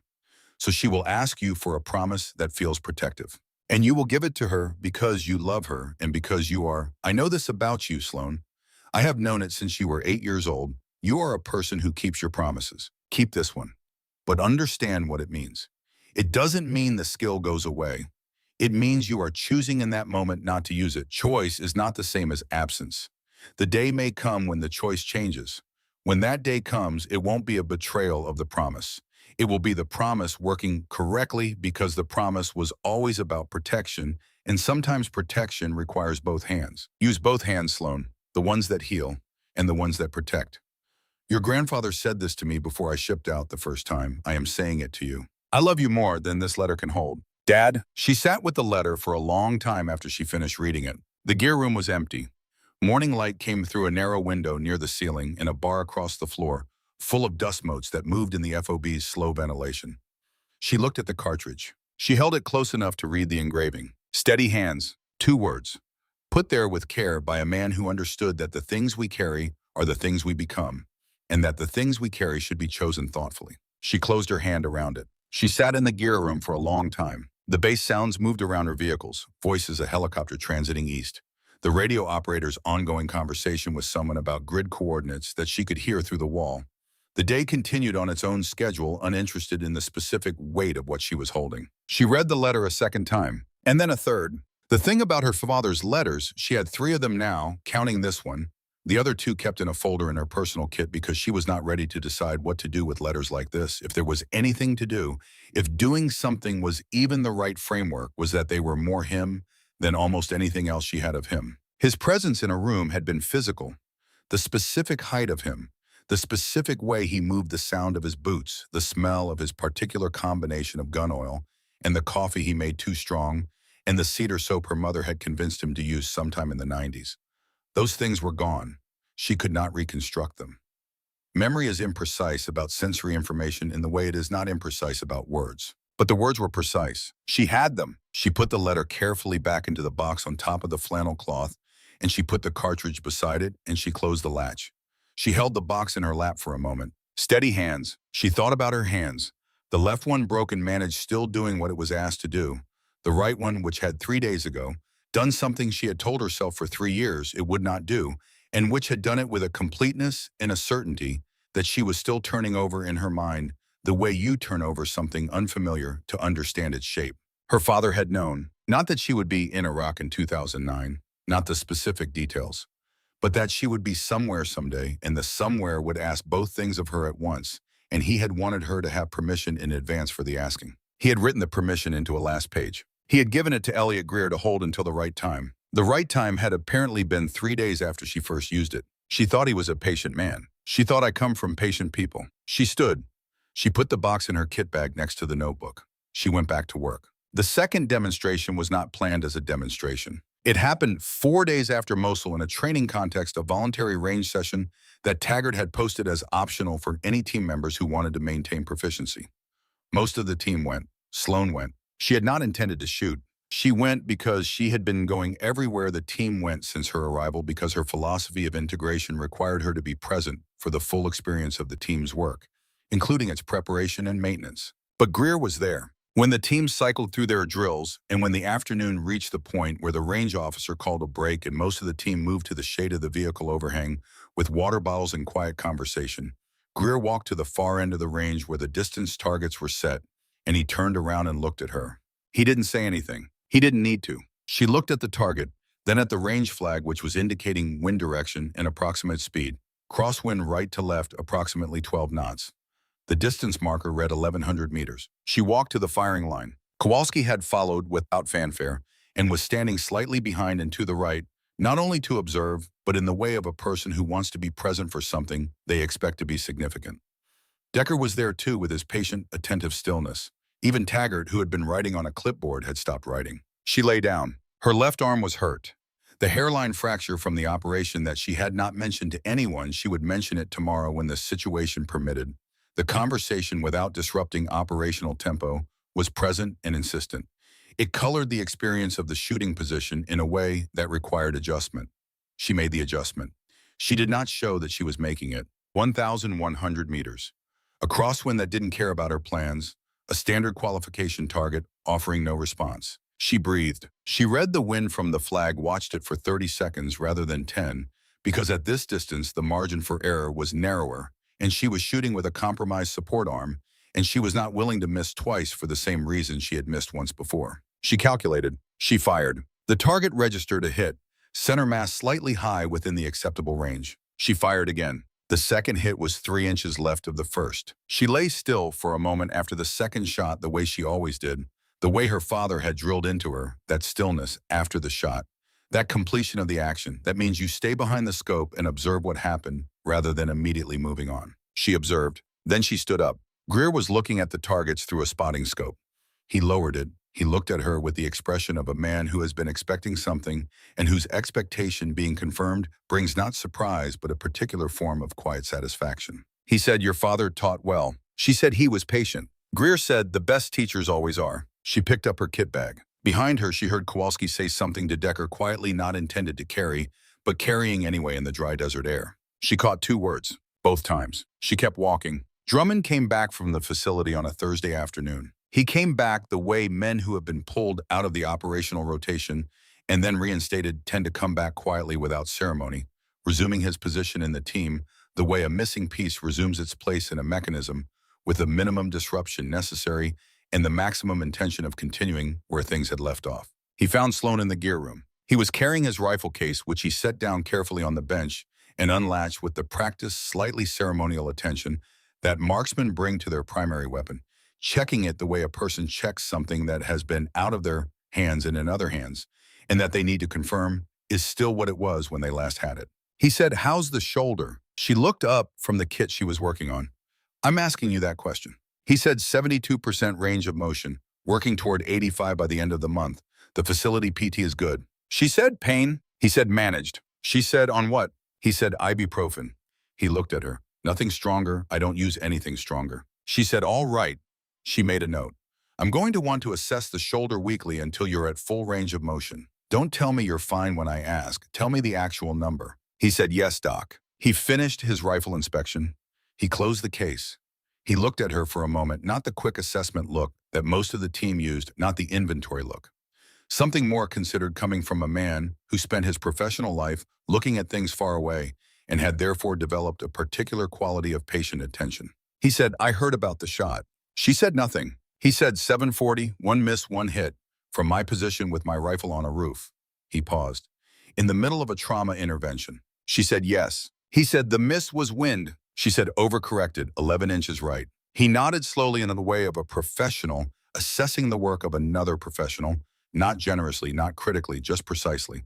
"Cross, left to right, 8 knots. You were reading from shirt on a line building to the left, 40 degrees to the line of fire." He was quiet for a moment. He said, "I would have used the same read. I might have made the same mistake."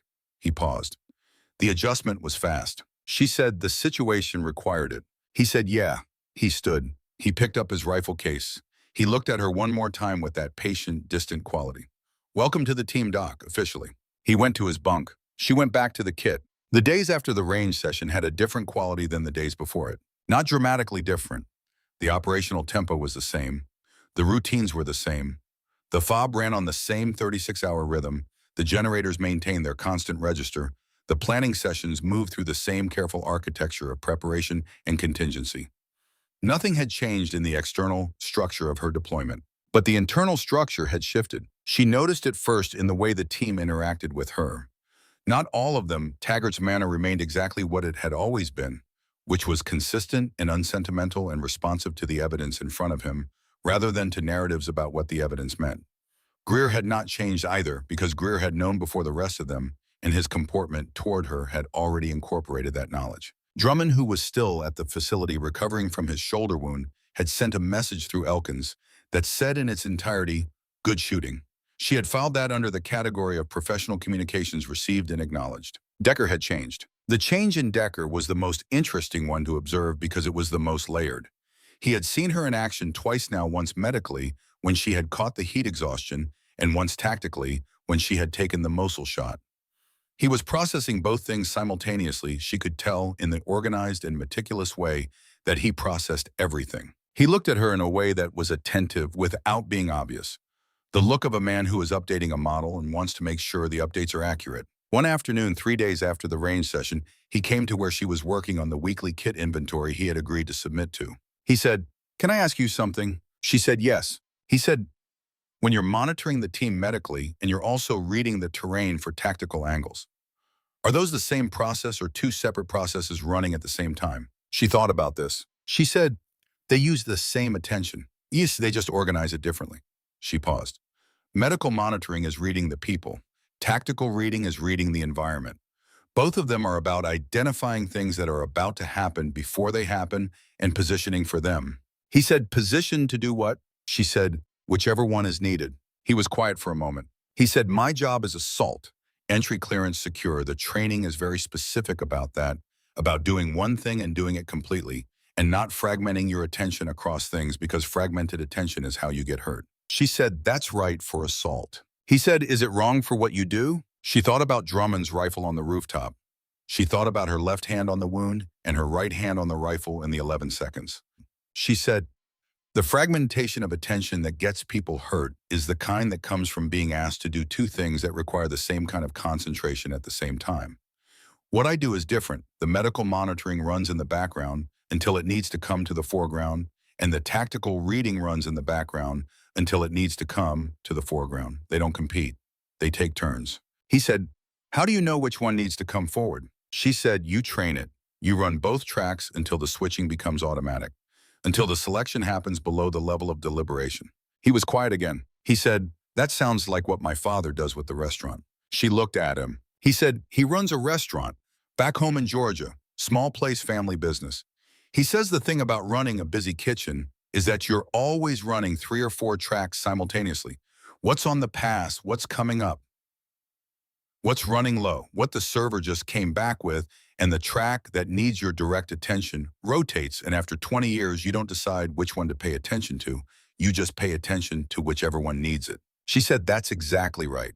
He said, "He never thought of it as a skill. He thought of it as just what the job required." She said, "That's usually how skills develop.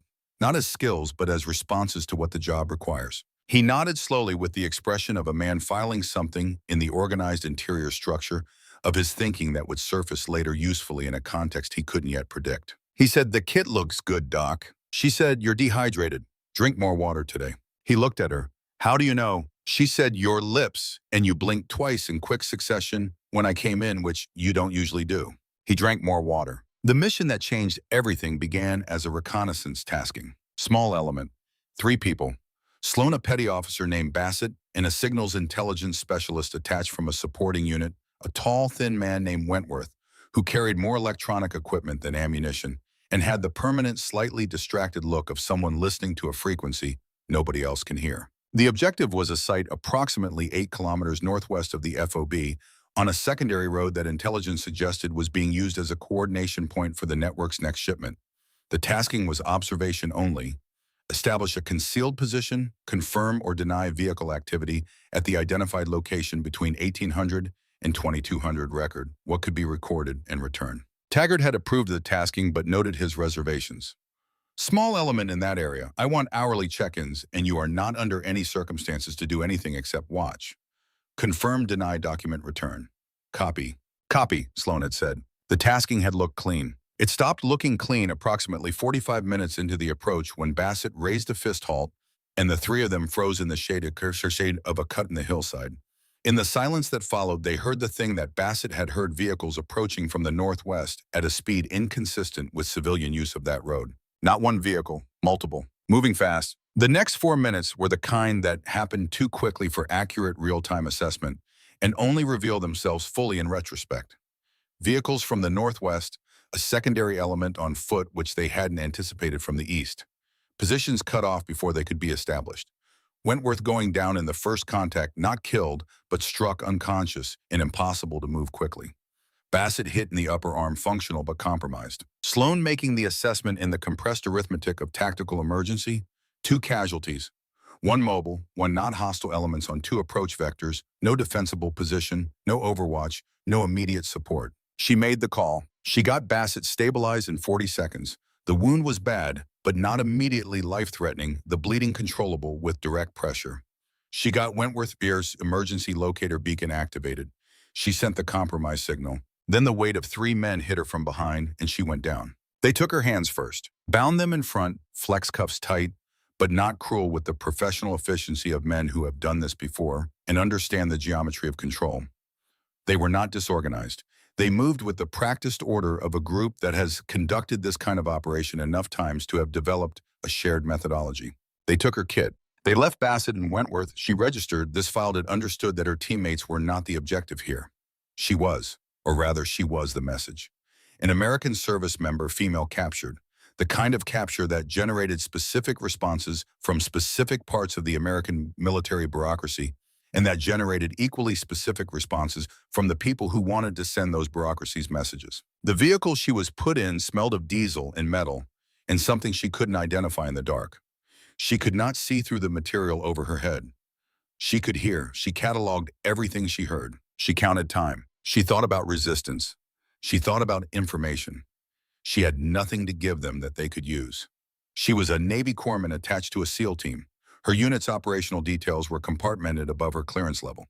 She knew the broad parameters of their tasking, but not the names, not the network specifics, not the intelligence architecture driving the operations. She was in the calculus of these situations a low-value information target. She was a high-value message target. She understood what that meant. She breathed. The vehicle stopped. The room they put her in was concrete.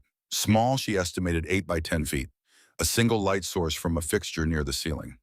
A drain in the floor. A chair. They put her in the chair. They left her alone for what she estimated from her pulse count, and the slight changes in ambient sound through the walls was approximately 3 hours. She spent those 3 hours doing what her training said to do. She assessed the room.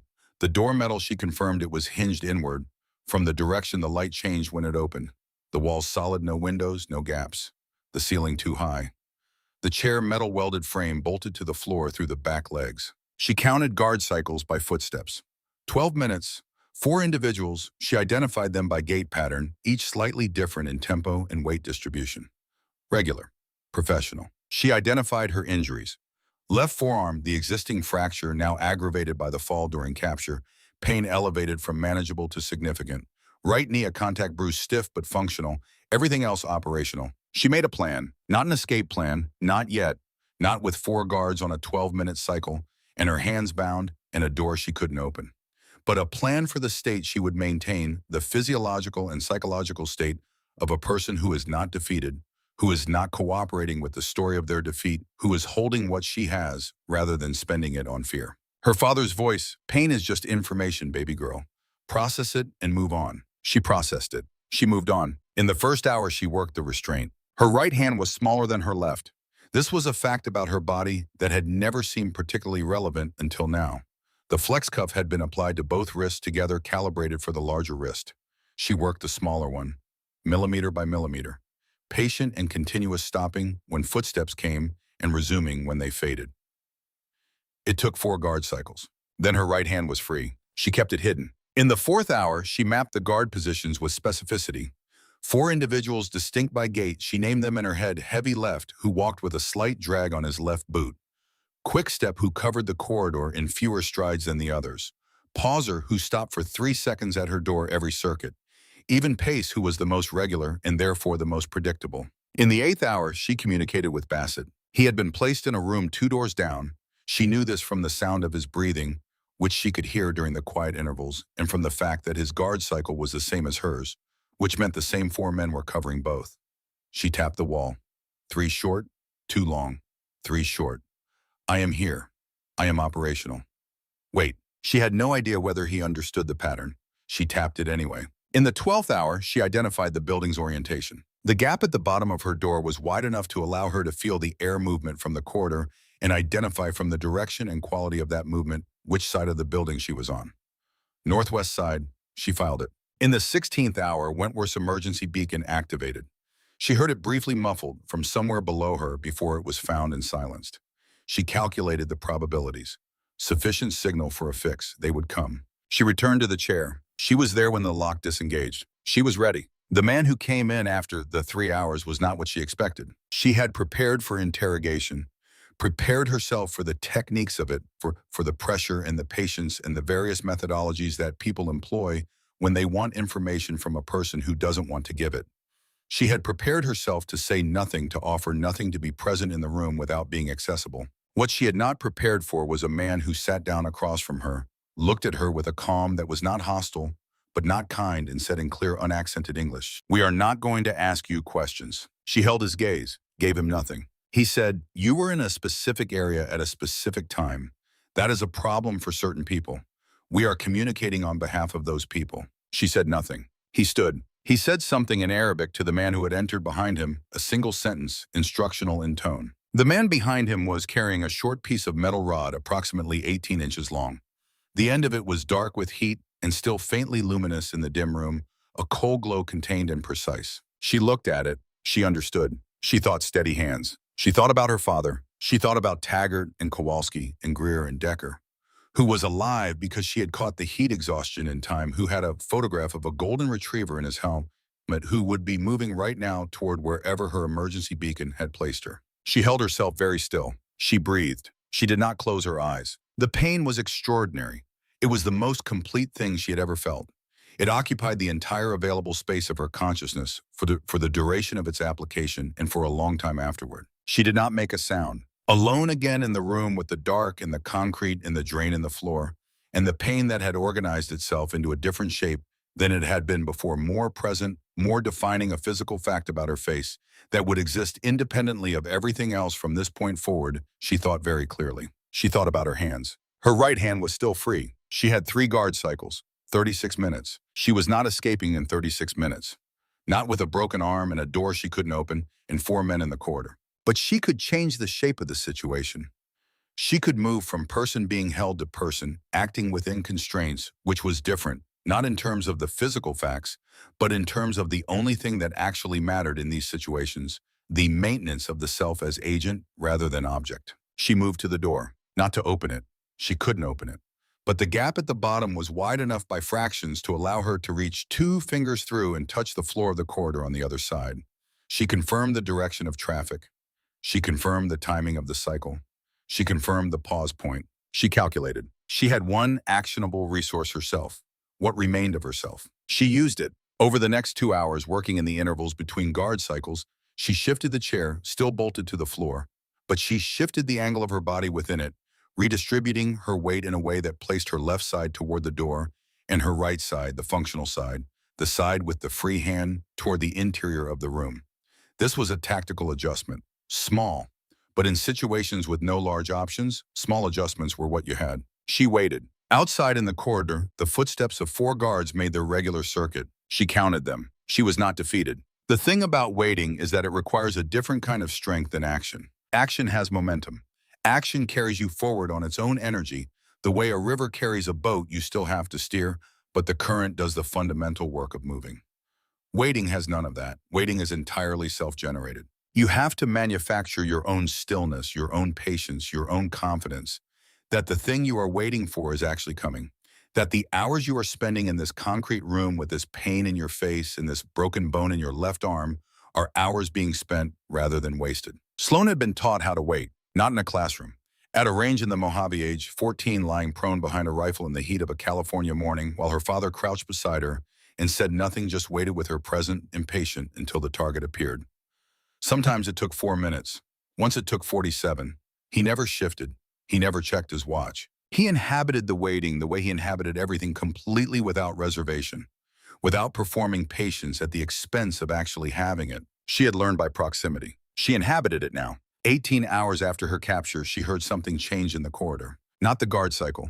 The guard cycle had been running every 12 minutes with the mechanical regularity of a system operating on established procedure.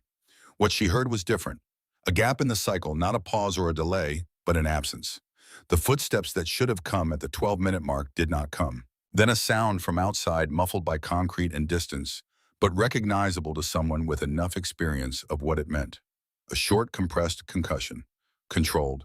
Directional. Then the specific silence of a building that has stopped pretending nothing is happening. She was already at the door. Her right hand was free. Her left arm she held against her body, the forearm pressed against her ribs. Not stabilization in any medical sense, but the management of a broken thing in the absence of tools. She had positioned herself in the corner adjacent to the door's hinge side. The hinge side, the blind side. The place where the door itself becomes a brief obstruction between you and whoever is coming through it. She waited. The lock disengaged. The door opened inward. She had been wrong about the direction, had assessed outward, and was adjusting in real time, stepping back and recalibrating the geometry in the half-second the door took to complete its arc. The first figure through the door was moving with the low, purposeful crouch of someone who has breached rooms before and whose body knows the choreography without being asked. He cleared left, which put him past her, and she saw the uniform, in the kit, in the particular way he held his weapon, and she said his name quietly. Decker. He spun. She was already stepping forward into the light. His face did something complicated. Not shock he had been told she was alive, had been given her position from the emergency beacon, had come here knowing she was here. Something more specific. The face of a man who has been carrying a weight since the moment he heard the compromise signal and has just had that weight redistributed into something more manageable. He said very quietly, "Doc." She said, "Bassett and Wentworth." He said, "Wentworth is at the FOB. Bassett's with us." He was already moving, clearing the doorway, gesturing her behind him. "You're walking." "I'm walking." He looked at her face. He looked at the burn on her right cheek. She could see him seeing. It could see the specific moment his professional assessment and his personal response to what he was seeing briefly occupied the same space and then separated back into their respective functions. He filed it. He moved. "Left arm," she said. "Compromised. Don't rely on it." "Copy." They moved into the corridor. The building had 3 corridors, and Taggart's team had entered from the east, which was not the approach she would have chosen. The eastern approach had more exposure, less natural cover, the kind of route that favored speed over concealment. She understood that. 18 hours. Every hour that passed in a situation like this one changed the probability calculus in ways that pushed towards speed regardless of the tactical cost. They had come fast because fast was what the situation required. In the second corridor, she found Greer. He was holding a position at the intersection, watching the western approach with the stillness of a man who has been doing this for 30 years. He looked at her once, the same contained specific look, the look of recognition, and then looked back at the corridor. He said without turning, "There are 2 in the eastern courtyard and 1 unaccounted for." She said, "The unaccounted one is the man who spoke to me. He left through the northern exit approximately 4 hours ago." Greer processed this. "Vehicle, single vehicle, diesel, medium weight, moving north." "Copy." He clicked his radio twice. She moved with them. She found Taggart in the room that the building's occupants had been using as a coordination space, maps on the walls, a table with communication equipment, the evidence of an organization that had been operating here with more infrastructure than a temporary position typically warranted. He was standing in the center of it with the expression of a man who has achieved an objective and is already thinking about the next 3, because that is what team leaders do when things go well. He looked at her. He did the same thing Decker had done, the assessment, the filing, the brief human response to the burn on her face, and then the professional return to the operational present. He did it faster than Decker. He had more practice. He said, "Can you move at pace?" She said, "Yes." He said, We have a vehicle 200 meters east. We need to be in it in 6 minutes. She said, then let's go. He looked at her left arm. Fracture. Hairline, left radius. I should have told you earlier. He held her gaze for a moment, not with the expression of a commanding officer receiving a report of withheld information, because there would be time for that conversation later, and they both knew it. With the expression of a man doing arithmetic about the next 6 minutes. He said, stay with Decker, center of the element. She said, understood. They moved. The courtyard to the east was where the situation changed. They were 80 meters from the vehicle. She could see it, a dust-covered truck sitting in the shadow of a compound wall with Kowalski at the wheel and the engine idling when the shot came from the southern roofline. Not a sniper shot, a contact shot, a rifleman at approximately 150 meters elevated shooting from a standing position at a moving element. Limited accuracy, intent disruption rather than precision. It disrupted. Decker went down. She registered this the way she registered all field events immediately, completely, with a specific quality of attention that does not waste itself on the emotional content of what is happening, because the emotional content is not actionable.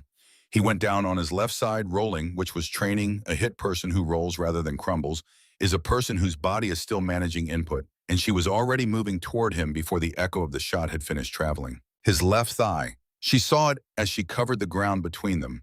The blood pattern, the rate of spread, the color, the way it was moving through the fabric of his uniform told her what she needed to know before she reached him. Femoral artery. The words arranged themselves in her mind with the clean, specific urgency of a clinical assessment that has become automatic through repetition.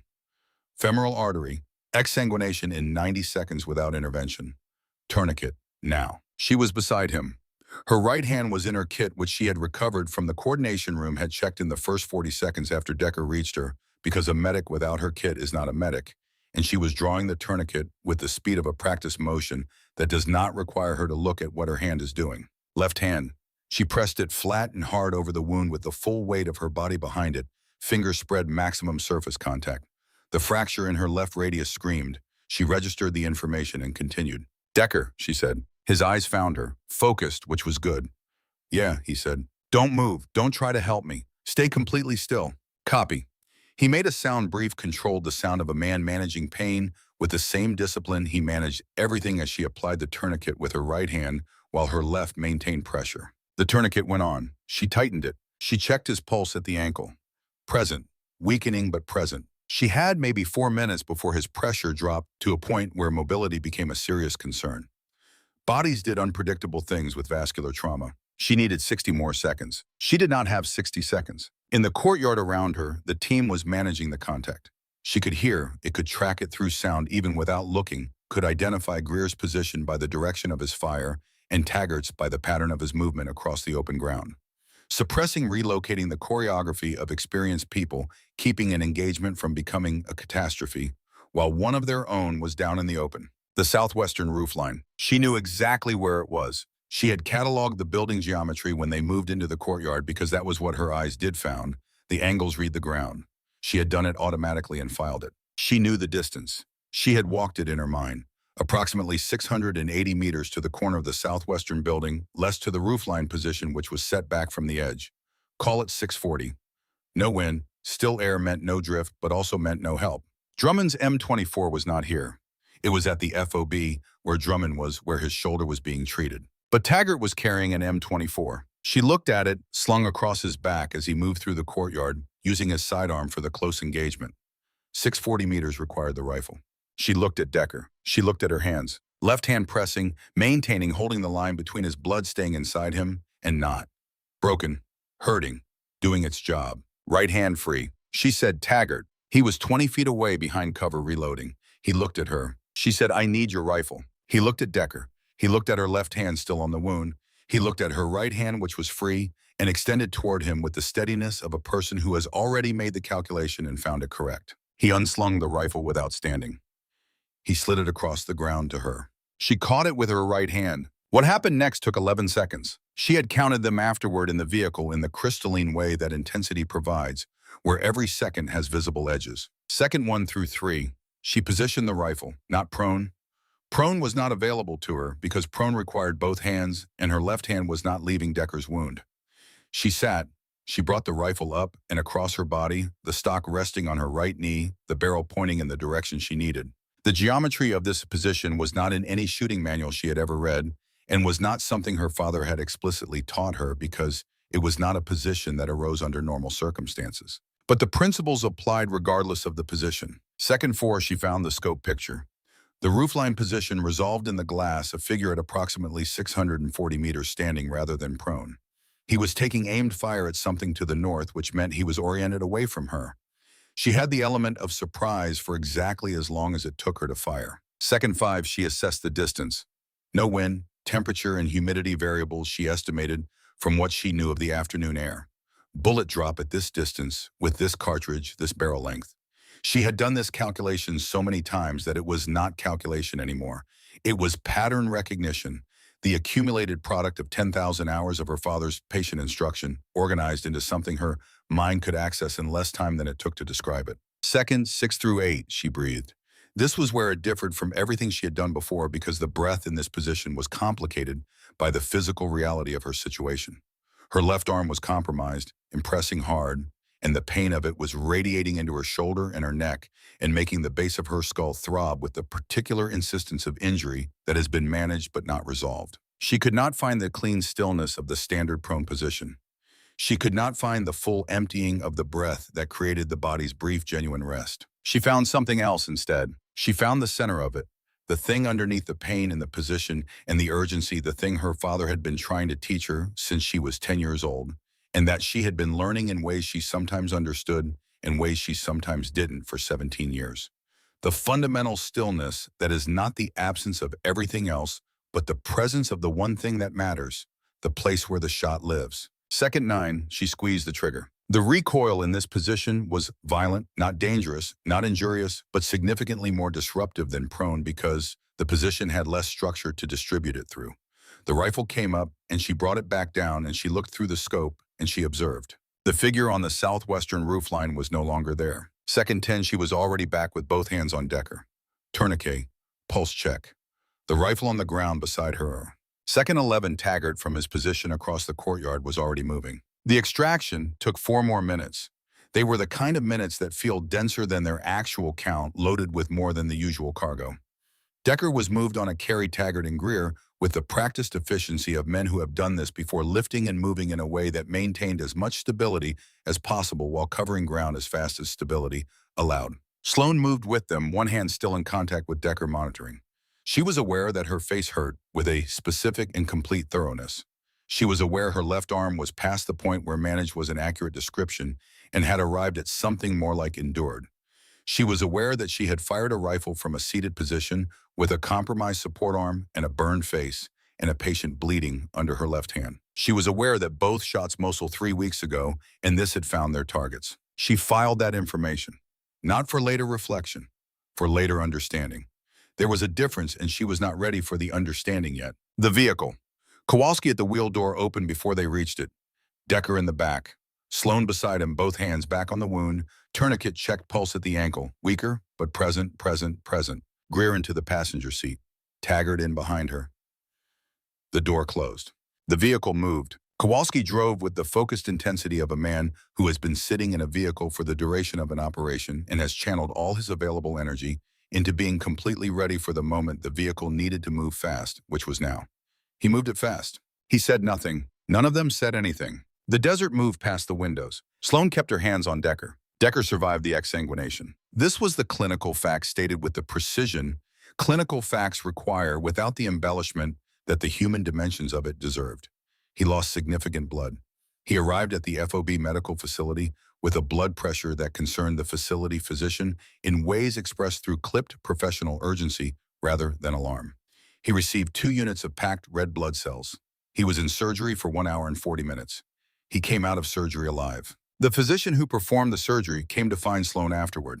He sat down across from her in the facility waiting area without preamble. He said tourniquet placement was correct. Pressure maintenance was correct. His pressure at arrival was low but not catastrophically low, which is the difference between a surgery I can work with and a surgery I can't. He looked at her. You did that with a broken arm. She said yes. He said, and a burn. She said yes. He was quiet for a moment, the expression of a man accustomed to encountering human capacity under adverse conditions and who has made his peace with being consistently surprised by it. He said, "He's gonna be fine." She said, "I know." He nodded once and stood and went back to whatever he needed to do next. She sat in the waiting area for a while after he left. She sat with her right hand in her lap and her left arm in the temporary brace the facility nurse had applied when she came in, and she looked at the floor. The pale institutional tile of all medical facilities in all contexts everywhere, and she thought about Decker. She thought about the first day, heat exhaustion, his pulse under her fingers rapid and weakening, steadying as the fluids worked. She thought about the photograph in his helmet, the golden retriever mid-leap. She thought about the way he had said copy in the courtyard when she told him to stay still with the absolute calm of a man who has been trained to trust his medic and has found a reason to trust this one specifically. She thought about both hands. Her left hand, which had kept the blood inside him while everything else was happening. Her right hand, which had done the other thing. She thought about her father's words, and she thought about her mother's words, and she thought about whether those two sets of words were actually in conflict, or whether she had been reading conflict into them from a place of grief, the particular vulnerability of a person who has just lost the most important teacher of their life and is trying to honor that loss by being very precise about what they promised. She thought the promise was always about protection. She thought both hands protected him. She thought Dad knew. She closed her eyes. She did not cry. Not because she didn't feel it, she felt it completely. The full weight of the last 24 hours and the burn on her face and the arm and Decker and the rifle and her father's notebook and all of it pressing against the inside of her chest with the weight of experiences that have not yet been fully processed. She felt all of it. She held it quietly. Her father had done that, held things quietly. Not suppressed them, he had been careful always to distinguish between the two. Suppression was hiding. Quiet holding was trust, that the feelings knew their own timing and would find their expression when the moment was right. She held it. She waited. Taggart came to her that evening, not in the way of a commanding officer conducting a formal review. He came the way men who have been through significant things together sometimes come to each other in the aftermath with the specific quality of presence that doesn't require a formal occasion. He sat down. He had 2 cups of coffee. He gave her one without asking. She took it. He said, "Decker is asking for you." She said, "I'll go in a few minutes." He nodded. They were quiet in the way that people are quiet when something has happened that language approaches only partially, and they are both aware of the limitation. He said the arm. She said, "I should have told you. I'm sorry, Chief." He was quiet for a moment, not with judgment, not with the frustration of a commanding officer whose subordinate withheld operationally relevant information, with the expression of a man who is considering several things simultaneously and identifying the one that matters most. He said, "Why didn't you?" She said, "Timing, operational tempo. I didn't want to pull myself off a mission for something I could manage." He said, "Could you manage it?" She thought about her left hand pressing on Decker's wound for the duration of an extraction. She thought about the 11 seconds. She said, "Yes." He looked at her. The inventory look. The recalibrating look, not evaluation in the diminishing sense, but the continuous refinement of his understanding of a resource that keeps revealing new dimensions. He said, "Going forward, I need accurate information, all of it. Even the things you think you can manage, especially those." She said, "Understood." He said, "The rifle, both times." She held his gaze. He said, "Mosul, the courtyard. Both times you made a call and executed it, and it was the right call, and it was clean execution." He paused. "Both times your left hand was also doing something." She said, "Yes." He said, "That's not in the Corpsman manual." She said, "No." He said, "It's not in any manual." She said, "My father didn't use manuals." He was quiet for a moment. He looked at his coffee cup with the expression of a man arriving at a conclusion he has been approaching for some time. He said, "The intelligence work in the first 2 weeks, the heat exhaustion catch. Mosul, the observation site compromised the way you managed the situation before we got there. The guard cycle, the positioning of Bassett and Wentworth." He paused. "The shots." She waited. He said, "What are you, Calloway?" She looked at him. She said, "A corpsman chief, that's the job." He looked at her for a long moment with an expression she had not seen from him before. Not the inventory look, not the recalibration look. Something that was almost in a man who had very few of them, a smile. He said, "Yes, it is." He stood. He picked up his coffee. He said, "Decker wants to see you, and LCDR Aldridge has requested a meeting at 0800 tomorrow." His words were, "I'd like to understand what exactly we have attached to Troop 2. She said, "What did you tell him?" He said, "I told him to read her record and then come talk to me." He moved toward the door. "I also told him that the record was incomplete." He left. She sat with her coffee and thought about what incomplete meant and what complete might look like, and whether those were even the right categories for what she was. She decided they weren't. She finished her coffee. She went to see Decker. He was awake, pale, the particular gray-white pallor of someone whose body has recently had to work very hard at the fundamental task of maintaining itself, but awake and with the specific quality of alertness that comes to people after brushes with the irreversible. A heightened attention. A refusal to waste the available moments on things that don't matter. He was looking at the ceiling when she came in. He turned his head when he heard her. He looked at her face, at the burn. He did what Decker always did with difficult information, filed it immediately, completely without visible performance. He said, "You kept your hand on me." She said, "Yes." He said, "The whole time." She said, "Yes." He was quiet for a moment. He said, "I was conscious for some of it. I could feel the pressure." He paused. "I could also hear the shot." She said nothing. He said, "I want to ask you something, and I want you to answer me honestly." She said, "All right." He said, "Were you scared?" She thought about this honestly. She thought about the 11 seconds. She thought about her left arm and the pain and the position and the scope picture and the 640 meters. She said, "I was focused." He held her gaze. "Is that a yes?" She said, "It's more accurate than yes." He nodded slowly in the way of someone receiving an answer that is more informative than the answer they asked for. He said, "My dog's name is Piston, in case you were wondering." She looked at him. He said, "The picture, in my helmet, golden retriever, 3 years old, lives with my sister in Pensacola." He looked at the ceiling. "I think about him when things are bad. Specifically, I think about how he runs.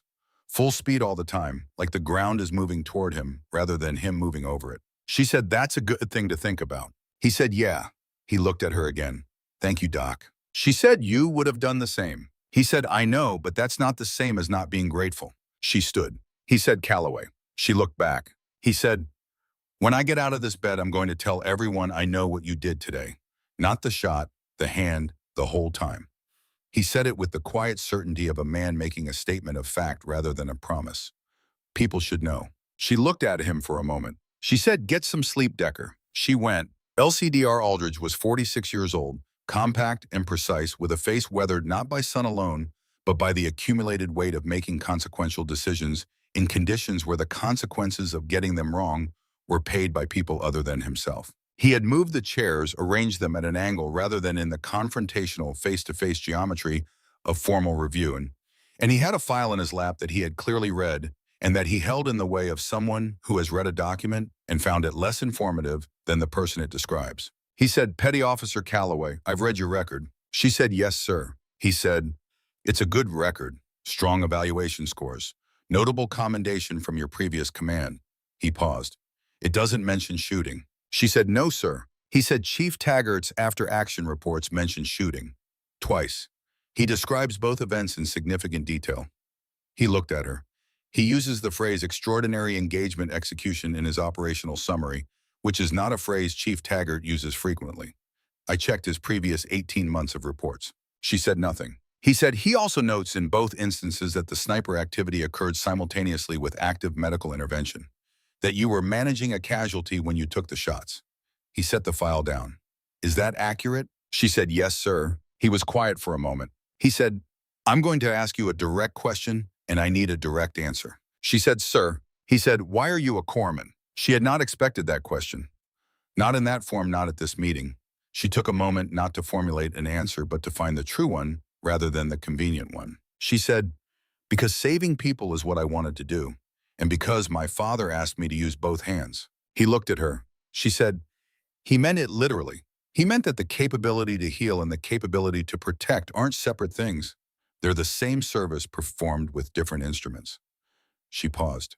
"I spent 3 years thinking he meant something else. I don't think that anymore." Aldridge was quiet for a long time. He picked up the file. He said, I'm going to recommend a formal designation review, not a reclassification. You're not transitioning out of the corpsman role. What I'm recommending is a supplemental designation that acknowledges a documented capability and creates a formal framework for its use within the operational context." He looked at her.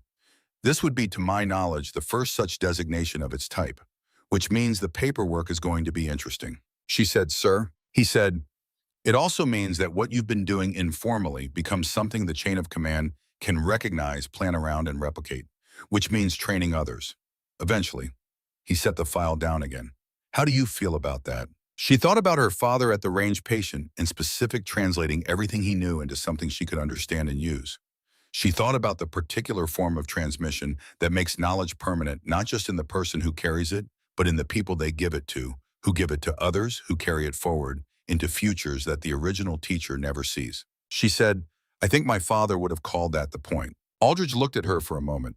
Then he said, your father was Gunnery Sergeant James Calloway, Marine Recon, killed in action, Kunar Province, 2006. She said, yes, sir. He said, I knew of him. By reputation. He paused.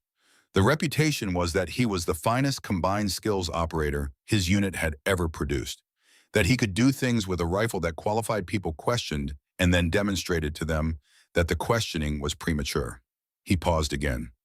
The reputation was also that he cared more about teaching than performing. That he considered the transmission of capability to be more important than the display of it. She looked at him. He said, the apple appears not to have fallen far. He stood. He extended his hand. She stood and shook it. He said, the designation review takes 30 days. In the meantime, you remain attached to Troop 2 in your current role. He held her gaze. Chief Taggart seems to consider you essential. She said, with respect, sir, that's his assessment to make. He said, he made it, in writing. He moved toward the door. The phrase he used was backbone of the element. I thought you should know. He left. She stood in the room for a moment. She thought about Taggart, about Kowalski cleaning his suppressor on the first day, asking the question that had sounded like doubt and turned out to be something more careful. About Greer with his photograph and his Nevada story and the wooden box he had kept for 3 years. About Decker, who was going to tell everyone he knew about a hand that didn't move. She thought about her father's notebook in her kit bag next to her trauma shears. She went back to work. She went back to Building 7. She sat on her bunk, which was the same bunk she had sat on the first day she arrived, with the same plywood wall in front of her, and the same graffiti and jokes and unit insignia and the names of places. She looked at the names. Places. People had been here before her and had written the names of places that mattered to them. Fallujah, Ramadi, Kandahar, Tikrit, places that were coordinates on a map, and also the places where something had happened that was important enough to write down on a wall in a building that might not outlast the deployment, because when a person is somewhere temporary, they write things on walls as a way of leaving a mark that says, I was here and these things mattered to me. She thought, I have not written anything on this wall. She thought, I don't need to. I'm taking it with me. She opened her kit bag. She took out her own notebook, the one with her observation notes and her patrol records, and the entry she had written the night after Mosul about the decision that lives in the hands rather than in the deliberating mind. She opened it to a fresh page. She wrote Troop 2, FOB, Ridgecrest, April 2009. Team Taggart, Kowalski, Greer, Decker, Drummond, Bassett. Operation Mosul Northwestern District Facilitation Network. Disruption, medical interventions, 3 significant. Tactical interventions, 2. All team members returned. She looked at what she had written. She wrote, Decker has a dog named Piston, 3 years old, lives with his sister in Pensacola. Decker thinks about how the dog runs when things are bad. I think about my father at the range at dawn. We each have our thing. She closed the notebook. She put it back in the kit bag next to her father's notebook, next to the wooden box with the letter and the cartridge. She was aware, sitting in Building 7 with her kit bag in her lap, of the specific weight of everything she was carrying. Not the physical weight, the medical kit, the notebooks, the box, the other weight, the accumulated weight of the decisions and the experiences and the capabilities and the promises and the broken promises and the people she had found and the ones she had lost and the work she was still in the middle of. Her father had carried this kind of weight. She had watched him carry it all her life without understanding what it was. She understood it now. She understood it the way you understand something after you are inside it, rather than observing it from a distance. She stood up. She put the kit bag over her shoulder. She went outside to sit in the evening and wait for whoever was going to come find her next. It was Kowalski. It was always going to be Kowalski. Kowalski found her that afternoon. She was outside Building 7, her wall, her position, the place she had come to most evenings since her arrival at FOB Ridgecrest, when she needed to think or simply exist for a while with the desert and the generators and the stars. He came from the direction of the vehicle yard. He sat down beside her, closer than any of the times before, with the ease of a man who has decided the distance he previously maintained was a precaution the evidence no longer supports. He was quiet for a while. She let him be quiet. He said, I talked to Decker. She said, he's doing well. He said, he told me about the hand. He paused. He said, you never moved it the whole time. She said, the tourniquet was holding, but I wanted to confirm. He was still losing some pressure. He was quiet. He said, 64 pounds. She looked at him. He said, my ruck, the question I asked day 1. He looked out at the perimeter wire. I've been asking that question for 10 years. To every new attachment who comes in below a certain size. I've been asking it since Ramadi. He paused. In 10 years, nobody answered it the way you answered it. She said, what was the answer? He said, enough. He said the word the way she had said it, not as deflection, not as bravado, but as a statement of sufficient fact. I didn't know it then. I know it now. He looked at her. The question wasn't about the ruck. She said, I know. He said, were you? He paused. Enough. In that room, he stopped. His jaw moved. I'm asking because I want to know, not because it matters to the operational assessment. She held his gaze. She said, I was in there for 18 hours. I established a resource assessment in the first hour. I tracked the guard cycle. I worked the restraint. I confirmed Bassett's position. I sent the beacon. I was there when you came. She paused. I was enough. He held her gaze for a long moment. He said, yeah. He stood. He looked down at her with an expression that was the complete transformation of the one he had worn on the first day. Not the opposite of it, but the same fundamental seriousness applied to a completely different conclusion. Yeah, you were. He put out his hand. She looked at it. She shook it. He went back to the operations block. She sat with the stars. And then there was Greer. He came later, that same evening, after the camp had settled into its nighttime rhythms after Kowalski had gone, and the operations block had gone quiet, and the generators had reached the specific note they held through the middle hours of the night. He came from the direction of the vehicle yard, unhurried, with the quality of a man who has decided to do something and is no longer deliberating about whether to do it. He sat down. He reached into the breast pocket of his uniform and took out the photograph again, the same one he had shown her on the second day, the two young men in desert terrain with the sun in their eyes. He held it for a moment, looking at it himself, and then he turned it face down on his knee. He said, I need to tell you something I should have told you earlier. She waited. He said, when your father gave me the box to hold, he also told me something.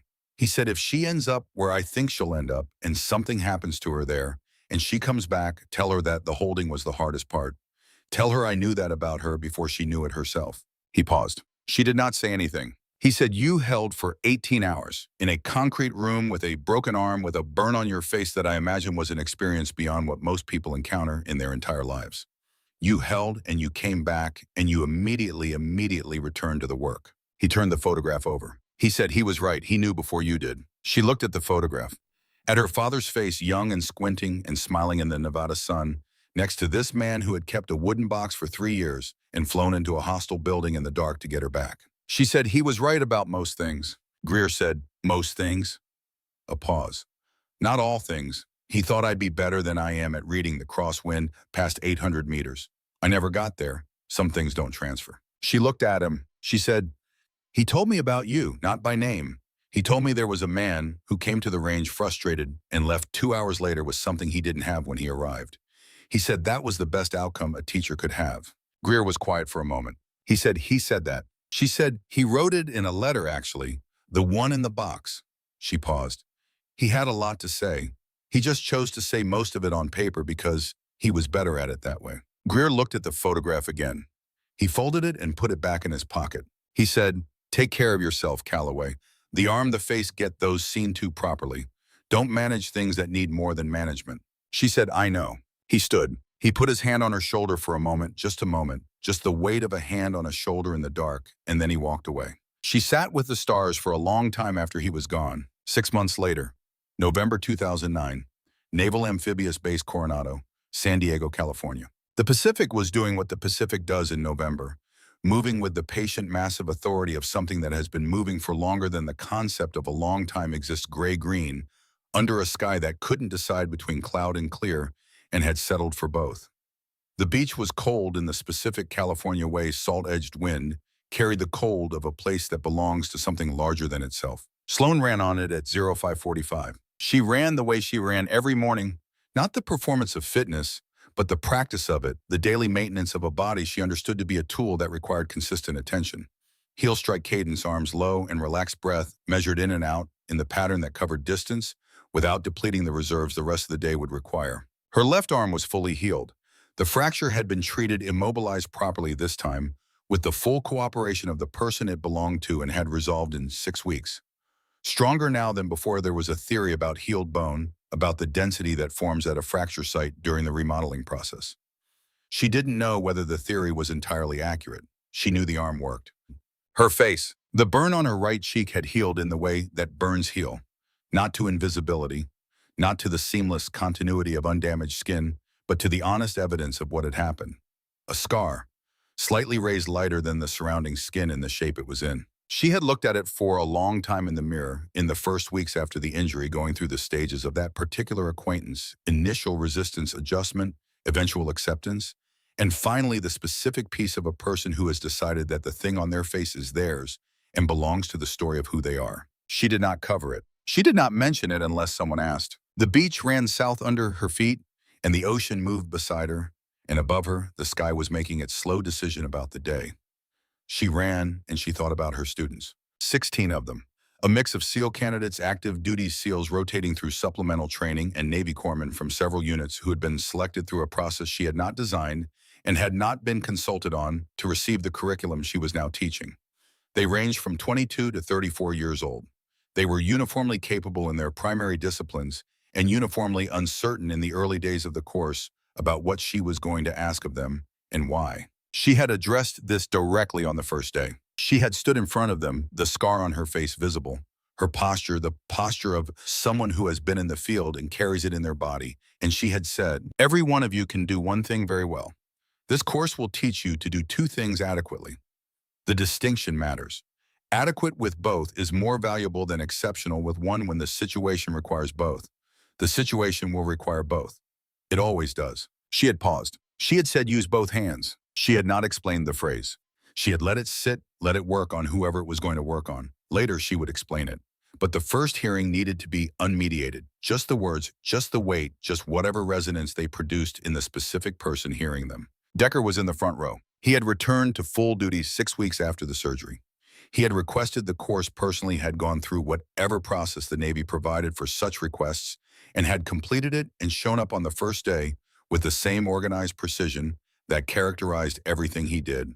His notebook open, his pen, ready, his expression, the expression of a man treating this as the serious undertaking it was. When she had said, use both hands, he had looked at her. She had looked back. That was enough. 3 days before the course began, a package had arrived at her office in Building 7. Small, olive drab, no return address, but she recognized the handwriting on the label immediately, the same compressed, efficient script that had labeled the wooden box she now kept on the shelf above her desk. Inside was a single sheet of paper. Calloway heard about the course, heard about Aldridge's report, heard about Decker. Your father would have said, that's how it's supposed to work. That's what the skill is for. I'll be at Coronado in December for a training rotation. Save me a seat if you're running another iteration. I'm not too old to learn something new. Greer. She had read it twice. Then she had folded it and put it with the letter from her father in the box that she had decided to keep open rather than sealed because things that were meant to keep giving needed room to breathe. She came off the beach at the northern access and climbed the steps and walked through the cool shadow of the overpass and into the light on the other side. Building 7 at NAB Coronado was not the same building as Building 7 at FOB Ridgecrest. It was larger, more permanent, less provisional, a building that had been built to last rather than to suffice. But she had chosen it from the available options with some awareness that the number mattered to her and that she was allowed to let it. The board on the door read, Integrated Combat Medicine Course Instructor PO2S Calloway. She stopped. She looked at it. She had looked at it every morning since they put it up. But this morning she looked at it differently. Or looked at it and felt differently about what she was looking at, which was not the same thing but produced similar results. The board with her name on it. The course title that had not existed 6 months ago. The curriculum she had built from her father's notebook and 3 years of field medicine and 23 days in northern Iraq and 11 seconds in a courtyard and the particular understanding those things had produced in her about what service meant and what it asked of a person and what it gave back. She went inside. 16 of the students were already seated. They were quiet with the alert, organized quiet of people who take the work seriously and understand that the instructor's time belongs to the work. Decker was in the front row. Beside him, a young SEAL candidate named Pruitt, 23 years old, with the slightly unfocused quality of someone who has all the physical tools and is in the process of developing the mental ones. She stood at the front. On the board behind her, she had written 3 lines. Heal when you can, fight when you must, use both hands. She looked at her students. She said, yesterday we covered tourniquet application under suppressing fire. Today we're going to talk about decision timing, specifically how you identify the moment when medical intervention and tactical response are both required and you cannot complete one before beginning the other. She paused. This is the hardest thing I will teach you. Not technically, mentally. You have been trained to complete one action before beginning the next. Today we are going to practice something different. She wrote on the board, situational integration. She said your hands are not separate tools. They are the same service expressed through different instruments. The decision to use one is not a decision against the other. It is a decision about what the situation requires right now with what you have for the people who need you to get this right. Prewitt raised his hand. She nodded at him. He said, "Ma'am, how do you know in the moment? How do you decide?" She looked at him. She thought about a courtyard in northern Iraq, about Decker's pulse under her left hand, and a scope picture at 640 meters in 11 seconds she had counted afterward in a vehicle moving south through the desert. She said, "You don't decide in the moment. You decide long before the moment only asks you to execute what you have already decided." She paused. That's what this course is for. We're not building your reflexes. We're building your framework. She held his gaze. She said, "By the time the moment comes, you should already know." He nodded slowly. She went to the board. She began to teach. That evening at 2100, she sat outside on the small concrete step behind Building 7, with her back against the wall and her father's notebook in her hand and the Pacific 20 meters away. She looked at the stars. Fewer here than at FOB Ridgecrest. The light pollution of San Diego competed with them, softened their abundance. But they were still there, still doing what they did. She opened the notebook to the last page. She read it. She had read it many times. She would read it many more. Each time she read it, something slightly different presented itself. Not new words, but new dimensions of the words. New ways they resonated against the person she currently was, rather than the person she had been the last time. Use both hands. She closed the notebook. She took out her phone. She dialed. It rang twice. Her mother's voice, Sloan, just her name. The way her mother said it, not with surprise, not with the particular careful brightness of a woman who has been waiting for a call and doesn't want the person calling to know how long, but with the full immediate presence of someone who has picked up the phone and found exactly who they expected and is simply completely there. She said, "Hi, Mom." A pause. The good kind, the kind that means the other person is present rather than distracted. "You sound different," her mother said. She thought about that. "I think I am." "Tell me." So she did. Not everything there were things that didn't translate, things that lived only in the specific reality of a courtyard in northern Iraq at a specific moment, things she would carry for the rest of her life in the private language of her own experience. But the shape of it, the broken arm and the burn on her face and the 11 seconds and Decker's pulse under her left hand and the way her right hand had known what to do without being asked. And the promise. She said, "I broke it, Mom. I need you to know that. I'm not going to pretend it was anything other than what it was." Her mother was quiet for a long time. The Pacific moved in the dark. Then her mother said, "Sloan, can I tell you something your father told me?" She said yes. The last time he came home, before Kunar. He sat at the kitchen table and he said, "I remember this exactly because I remember everything he said that trip in the way you remember things when you don't know they're the last," he said. "She's going to break it. The promise she makes you when she hears about this. She's going to break it someday. And when she does, it will be because she had to, and I want you to tell her that's exactly right." Sloan said nothing. He knew you, Sloan. He always knew you. He knew you were going to end up exactly where you are doing exactly what you're doing, and he was glad. Her mother's voice was steady in the way of a woman who has made her peace with grief over a long time, not healed, not over it, but at peace with it, carrying it alongside everything else without letting it take the whole room. The promise was never about the gun. It was about you coming home. She closed her eyes. She thought about both hands. She said, "I'm teaching it, what he taught me. I started a course.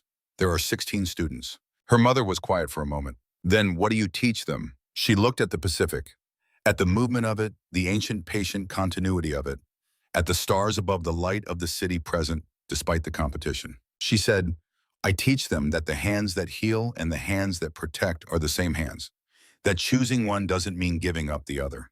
She paused. "Dad said that. I'm just passing it on." Her mother said, "He said it to his father first, your grandfather. Did you know that?"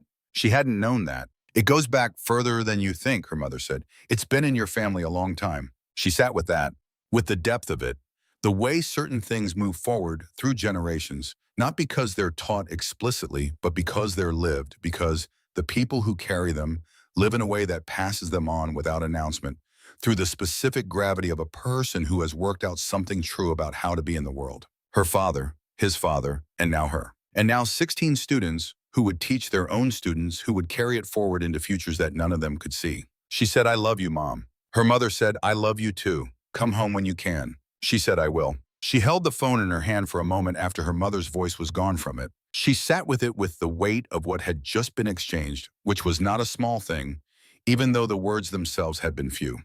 Her mother had spent 22 years being married to someone whose work took him to places she could not follow, and from which he did not always fully return, even when he came home in the physical sense. Her mother understood the bargain that the work required. She had understood it longer than Sloan had been alive, and she had continued to understand it through everything, through the deployments and the homecomings and the distance that accumulated between them, through the notification officer at the door in 2006, through the years since, through the phone calls that were too infrequent and not long enough, and were all either of them had. She had continued to love the work because she had loved the man who did it. And now she was continuing to love the work because she loved the woman who had inherited it. Sloan thought, "I am not the first person in my family to ask someone to carry this." She thought, "My mother has been carrying it since before I was born." She thought I should call more often. She put the phone in her pocket and looked at the Pacific, which was dark and moving, and entirely indifferent to the specific weight of any individual life occurring on its margins. Not a cold indifference, but the indifference of something so large and continuous that individual weight was simply not its scale. The ocean had been here before all of it and would be here after all of it.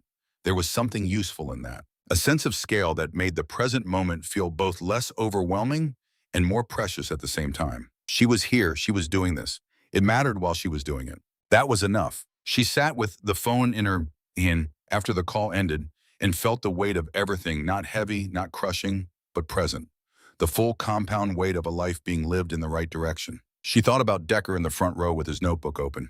She thought about Prewitt's question, "How do you decide?" and the specific responsibility of being the person who answers that question for a 23-year-old who is going to take that answer into places she will never see. She thought about her father at the range in the Mojave at dawn, patient and specific, standing behind her with the light coming over the eastern mountains, letting her take the time she needed before the shot. She thought, "This is how it works. This is what it's for." She opened the notebook one more time and looked at the last page. Not to read it. She already had it. She just wanted to see his handwriting one more time tonight, the tight, compressed script of a man who believed in writing useful things in small spaces and had given her more in 2 paragraphs than most people received in a lifetime of instruction. She closed it. She put it in her kit bag. She went inside. The last day of the course was a field exercise, not a range exercise, not a classroom exercise. A full scenario field exercise conducted at 0400 on a Friday morning in late November, in the dark, in the cold, with 8 instructors from the broader Naval Special Warfare Training Establishment, playing the roles of everything the scenario required them to play. She had designed the scenario herself. She had spent 2 weeks designing it, which was longer than anyone expected, because the design of a training scenario that actually teaches what it is supposed to teach is harder than the design of a training scenario that tests what students already know. Testing knowledge is simple. You present the situation, you observe the response, you grade against the standard. Teaching integration is different. You have to create conditions in which the integration is genuinely required, not performed for the evaluators, not demonstrated under artificial pressure, but actually necessary in the way that real situations actually require it. She had created those conditions. The scenario began with a compromise. 16 students operating in 4-person elements conducting a simulated reconnaissance of a simulated target site. The compromise was scripted, but the response to it was not. She had told the instructors that their job was to respond to whatever the students did and to keep doing so until the exercise ended, which meant that the students were operating in an actual dynamic environment rather than a choreographed one. The medical requirements were genuine in their complexity, simulated casualties with realistic presentations using the same TCCC protocols and the same equipment decisions that field conditions would require. The tactical requirements were equally genuine: actual terrain, actual darkness, actual coordination challenges, the actual difficulty of maintaining communication across a dispersed element under time pressure. She stood at the command post and watched. Prewitt's element was the first to face the simultaneous requirement. His element was managing a simulated casualty, 1 member down with a simulated femoral wound, requiring tourniquet and pressure maintenance, when the instructor playing the hostile element moved on their position from the north. Prewitt had 3 seconds. She watched him. She saw the moment of the old hesitation, the fraction of a second, where his training insisted on completion before transition. She saw him override it. She saw him make the call, left hand maintaining pressure, right hand coming up with the weapon, managing both for the duration of the contact, switching back when the contact resolved. It was not perfect. The tourniquet was slightly loose on the recheck, which she noted. His scanning pattern during the contact was limited to the northern threat, rather than expanding to cover the full sector, which she also noted. But he did both things. He kept his casualty alive, and he addressed the threat, and he brought his element through the scenario intact. She noted the imperfections. She would debrief them. She would tell him exactly what needed to improve and why, and what the practice looked like, because that was what teaching required, not the acknowledgement of what went well, but the clear, specific, actionable identification of what would go better. But she also noted what had happened. 16 students, field conditions, genuine difficulty, 0 catastrophic failures, no simulated casualties lost due to abandoned medical intervention, no simulated contacts resolved by abandoning tactical responsibility. Everyone had navigated the simultaneous requirement. Not perfectly, not with the clean automatic execution that 10,000 hours of practice would eventually produce, but adequately. Better than adequate in several cases, with a framework that would over time and through use become the natural way they operated. She thought about her father at the range in the Mojave watching her shoot. He had never told her she was good. He had told her specifically what she was doing correctly and what needed to improve, because that was what teaching required, and because good was not a useful word for a person who was still becoming what they were going to be. Good was a destination. He was more interested in the direction of travel. She was more interested in the direction of travel. After the exercise, when the debrief was complete and the students had been released and the instructors had filed their assessments and the FOB had shifted into its post-exercise quiet, she sat in her office in Building 7 and she wrote in her notebook. She wrote the notes she needed to write the debrief observations, the individual assessments, the adjustments she would make to the curriculum for the next iteration. She wrote them carefully and specifically because the quality of teaching depended on the quality of observation, and the quality of observation depended on the quality of recording, and she took that chain seriously. When she was finished with the professional records, she turned to a fresh page. She wrote 16 students. 8 weeks. All of them better at both things than they were at the beginning. She wrote, "Dad, if you could see this, you would say that's how it's supposed to work." She wrote, I know that's how it's supposed to work. I'm starting to understand why you found it so worth doing." She closed the notebook. She put it in the kit bag. She put the kit bag over her shoulder. She turned off the light in Building 7 and went outside into the cold November night. The Pacific was out in there in the dark past the perimeter beyond the beach where she ran every morning. She could smell it. That specific salt and cold smell of a body of water that is moving even when it looks still, that is going somewhere, even when you cannot see it move. She stood outside Building 7 and breathed the night air. She thought about tomorrow. Briefing at 0800. The second iteration of the course, 18 students, this time the designation review, having generated interest at the command level that had translated into allocation. 18 students who would arrive not knowing what they were going to learn and would leave 8 weeks later better able to hold 2 things at once. She thought about Greer's letter. "Save me a seat if you're running another iteration. I'm not too old to learn something new." She would save him a seat. She thought about Decker in the front row, about Prewitt and the moment in the field exercise when she watched the old hesitation get overridden and the new capability take hold.